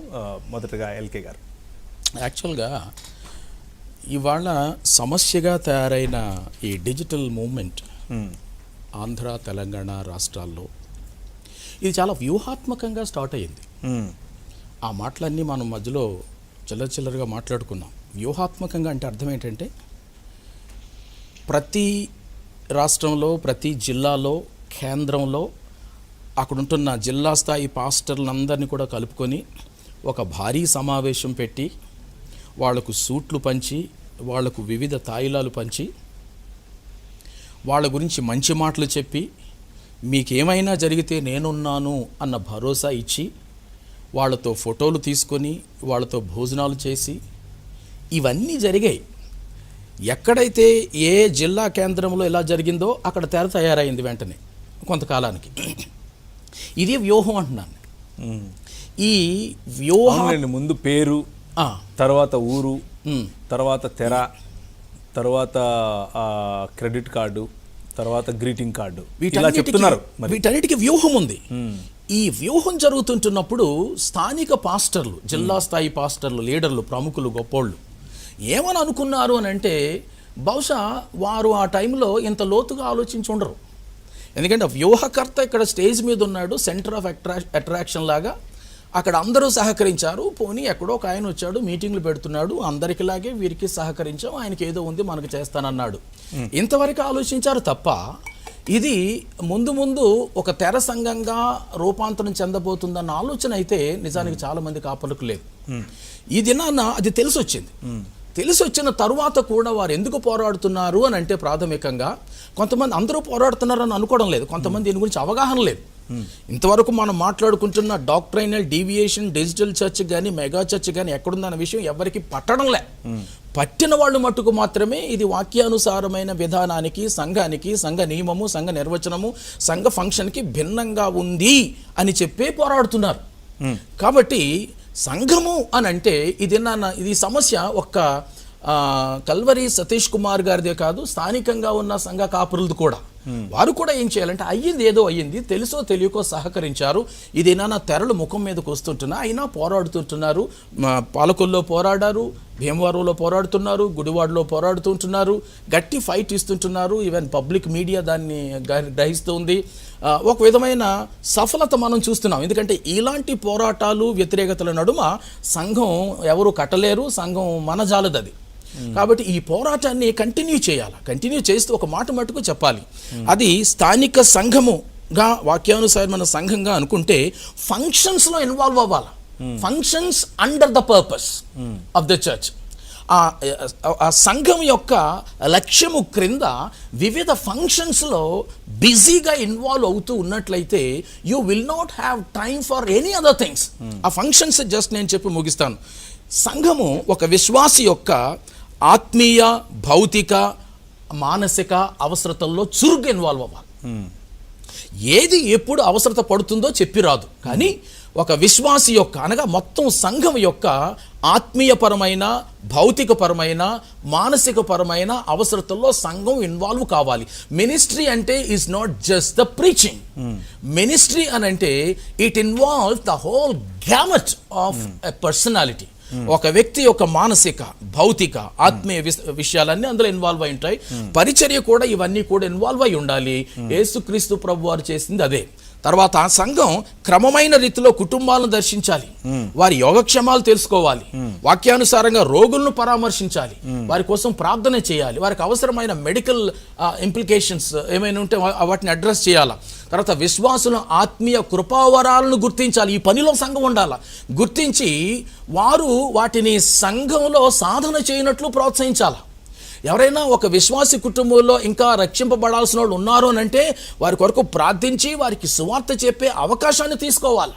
ఆ సంఘంలోని యవనస్తులు, చిన్నపిల్లలు, ఇలా వయసుల వారి ప్రత్యేక ఉపదేశాలు సిద్ధం చేయాలి. ఆ సంఘంలోని స్టూడెంట్స్ కనుక ఉంటే వారి చదువుల్లో పురికొల్పోవాలి.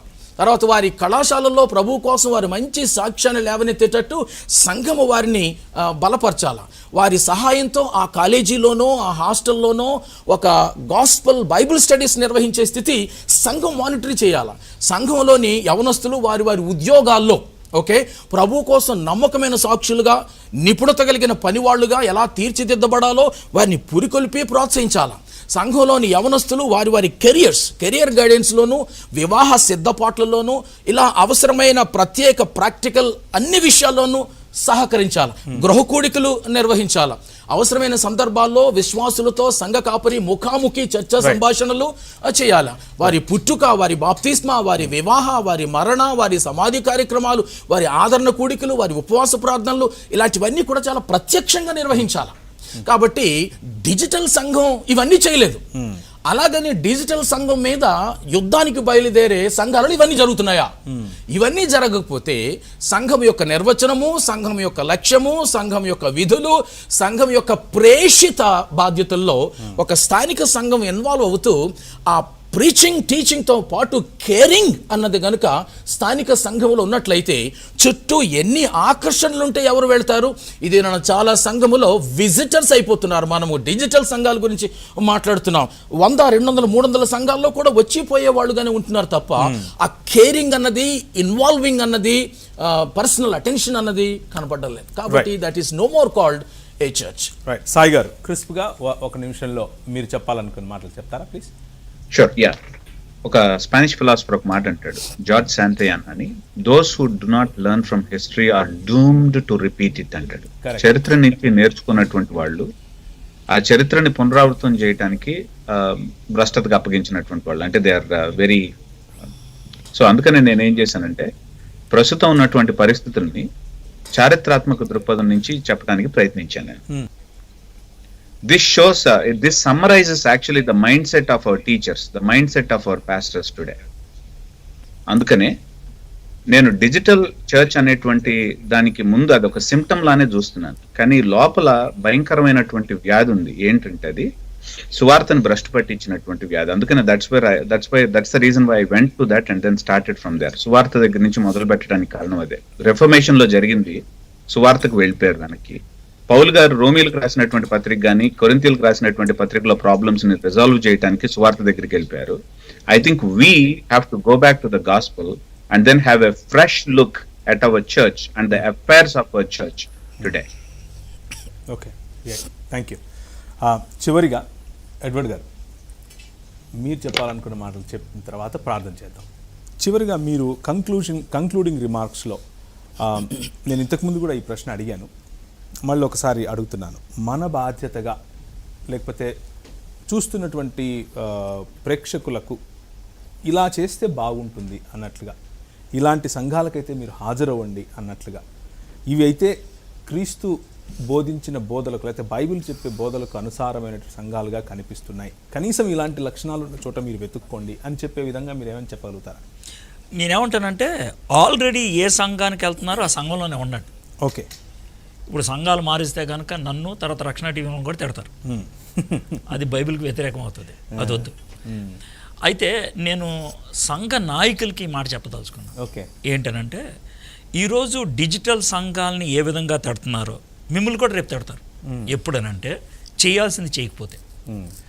సంఘములో ఉండాల్సినటువంటి 3 పనులు. మొట్టమొదటిది ఫెలోషిప్ అండ్ రిలేషన్షిప్, దాన్నే కేరింగ్ ఇవన్నీ చెప్పారు. రిలేషన్షిప్లో కేరింగ్ ఉంటుంది, రిలేషన్షిప్లో పర్సనల్ అటెన్షన్ ఉంటుంది, రిలేషన్షిప్లో ప్రతి కుటుంబంలో జరిగే సంతోషకార్యం కానీ దుఃఖకార్యం కానీ సంఘం యొక్క ఇన్వాల్వ్మెంట్ ఉంటుంది. అర్థం, సమాధి పెట్టి పంపించేయటం కాదు, సమాధితో పాటు ఏడ్చే 4 వెళ్ళాలి, మరి అది జరగాలి కదా. సో అలాగా ఉంటే కనుక సహవాసం బాగుంటుంది, నెంబర్ 1. రెండోది ఏంటంటే సాల్ట్ అండ్ లైట్. ప్రతి సంఘం కూడా సాల్ట్ అండ్ లైట్గా ఉండాలి. దేవుడి యొక్క పిలుపు అది. క్రీస్తు సంఘాన్ని స్థాపించినప్పుడు ఉద్దేశం అది. సంఘం మిషనల్, సంఘం ఉన్నది విస్తరించటానికి, వ్యాపించటానికి. అది ఎక్కడ లేని చోట్ల వ్యాపించడానికి, క్రైస్తవ్యం లేని చోట, యేసుక్రీస్తు గురించి తెలియని చోట వ్యాపించడం అనేది జరగాలి.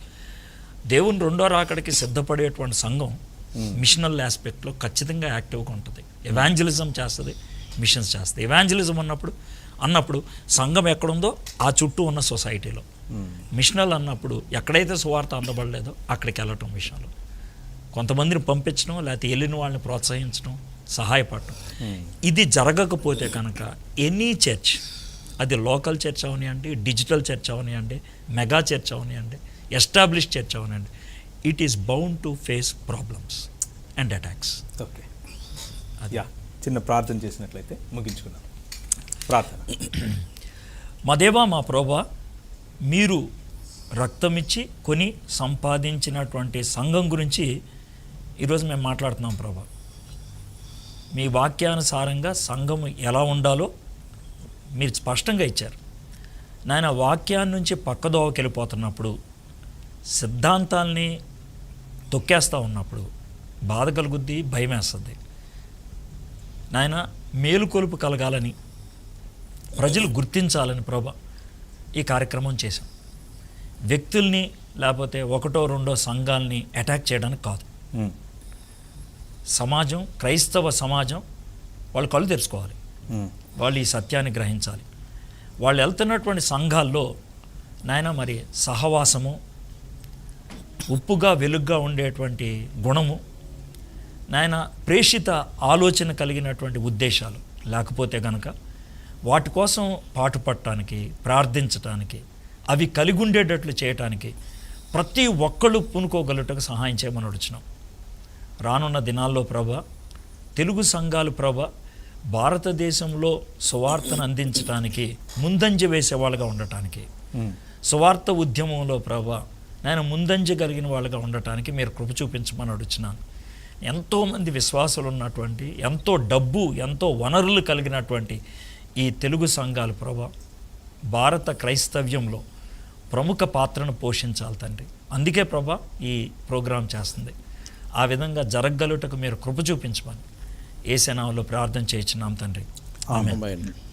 ఇది ఈరోజు అసలైన ప్రశ్న, శిస్సులైన జవాబు. రేపు ఐ ఓపెనర్ అనే ప్రోగ్రామ్తో మేము ముందుంటాం. రేపు tomorrow is a very important day because doctor Fuz Rana, మళ్ళీ రిపీట్ చేస్తాను, doctor Fuz Rana from Reasons to Believe will be with us and he will be speaking about who is Adam, the historicity of Adam.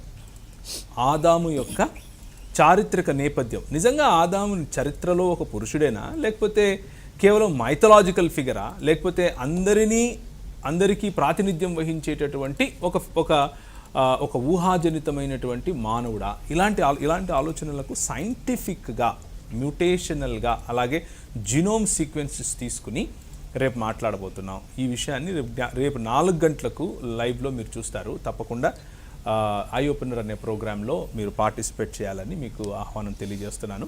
అలాగే ఇంతవరకు పెద్దలు, అలాగే మన మృత్యుంజయ్ గారు, సాయి గారు, అలాగే ఎడ్వర్డ్ గారు చెప్పినట్లుగా నేను వెళ్ళే సంఘం కూడా మేము అందరం కలిస్తే ఒక 50, 55, 60 మంది ఉంటాం, అంతకుమించి ఉండం. మా సంఘ పాస్టర్ గారు ఒక ఇంజనీరింగ్ కాలేజ్ లెక్చరర్ గారు. పోయిన సంవత్సరం మా సంఘంలోనే మా కొద్ది మందిలోనే మేము ఒక ప్రైవేట్ కంపెనీలో ఉన్న ఎంప్లాయీని పాస్టర్గా ఎన్నుకున్నాం, వారి హృదయాన్ని బట్టి, వారికి ఉన్నటువంటి తలాంతులను బట్టి. సో కార్పొరేట్ లీడర్షిప్, అందరూ కలిసి చేసేటటువంటి నాయకత్వం వైపుకు వెళ్ళండి. ఉన్న వనరులను దేవుని రాజ్య నిర్మాణం కోసం ఉపయోగించే చోటికి వెళ్ళండి. డబ్బులు మురిగేసుకుని సొంత పిల్లలకు భూములు కొనిచ్చి, లేకపోతే ఉన్న భూములు అమ్ముకుని తినేసి ఇలాంటి చోట్లకు వెళ్ళి వాళ్ళను ఎంకరేజ్ చేయటం వల్ల వచ్చే లాభం లేదు. కానీ ఇంకొక పాజిటివ్ ఇష్యూ ఏమిటి అని అంటే, కనీసం ఎస్టాబ్లిష్డ్ చర్చెస్లో మీరు ఇచ్చే ప్రతి రూపాయికి ఒక లెక్క ఉంటుంది. కానీ ఇలా డిజిటల్ అని, నాన్ డిజిటల్ అని, ఇండిపెండెంట్ అని, నేను ఎవరితో కలవను, నాకు దేవుడు డైరెక్ట్గా చెప్పాడు, నాకు నేనే రాజు, నాకు నేనే మంత్రి అనేవాడు మీరు ఇచ్చేదాన్ని ఎవరికి, ఎక్కడ, ఎందుకు, ఎలా స్పెండ్ చేస్తాడో తెలియదు. చివరికి మీరు వెళ్ళి అడిగితే నువ్వెవడు రేపటి నుంచి సంఘానికి రావద్దు అంటాడు. అటువంటి చాలా నిమ్నమైన, నీచమైన స్థాయిలో ఉండేటటువంటి గుంపులను, సంఘాలను పేరు పెట్టడం కంటే వేరే ఏదైనా పిలుచుకుంటే బాగుంటుంది. కొన్ని కుల ఆధారంగా కట్టబడే సంఘాలు ఉంటాయి, అవి కుల సంఘాలే, అవి దేవుని సంఘం కాదు. కొన్ని ప్రాంత ఆధారంగా కట్టబడేవి ఉంటాయి, వాటిని కూడా ఎంకరేజ్ చేయొద్దు. కొన్ని మీకు నచ్చినటువంటి సాంగ్స్, పాటలు పాడతారు అని వెళ్తూ ఉంటారు, అది కూడా కాదు. ఇంతవరకు దైవజనులు చెప్పినట్లుగా వాక్యాన్ని ఆధారంగా చేసుకున్నటువంటి సంఘాలు, ఆ సంఘంలో అందరికీ పరిచర్య చేసే అవకాశం, అందరూ కలిసే అవకాశం, అందరితో మంచి సహవాసం ఉండే అవకాశం, మీరు పరిచర్యలో వాడబడే అవకాశం, అలాగే మిషన్స్ చేసే అవకాశం, ఇలా చాలా విషయాలు దైవజనులు ఈరోజు చెప్పారు. మీకు అందరికీ ఉపయోగపడి ఉంటుందని అనుకుంటున్నాను. అన్నిటికంటే ముఖ్యమైన స్టేట్మెంట్ నేను మీకు గుర్తు చేసి ముగిస్తాను. మీరు ఎక్కడికైతే మీ తల్లిదండ్రులు వెళ్ళి ఆరాధిస్తున్నారో ప్రభువును, అక్కడే ఉండండి, అక్కడే ప్రార్థించండి, అక్కడే ఆరాధించండి. అక్కడ కూడా ప్రభువు ఉన్నాడు. మీరేదో కొత్త బేతేలుకో, కొత్త గిల్గాలుకో, కొత్త బెయేర్షెబాకో వెళితే దేవుణ్ణి దర్శిస్తారు, దేవుణ్ణి అనుభవిస్తారు అని అనుకుంటే తప్పు. మీకా గ్రంథంలో చెప్పినట్లు యెహోవాను ఆశ్రయించుడి, మీరు బ్రతికెదరు. బేతేలును ఆశ్రయించద్దు, గిల్గాలుకు పోవద్దు, బెయేర్షెబాలో నా కోసం ఎదురు చూడద్దు, యెహోవా వైపు తిరుగుడి, మీరు బ్రతుకుతారు. రేపు మళ్ళీ 4 గంటలకు కలుసుకుందాం. అంతవరకు ప్రార్థించండి, రక్షణ టీవీకి సహాయకరంగా ఉండండి. Thank you very much.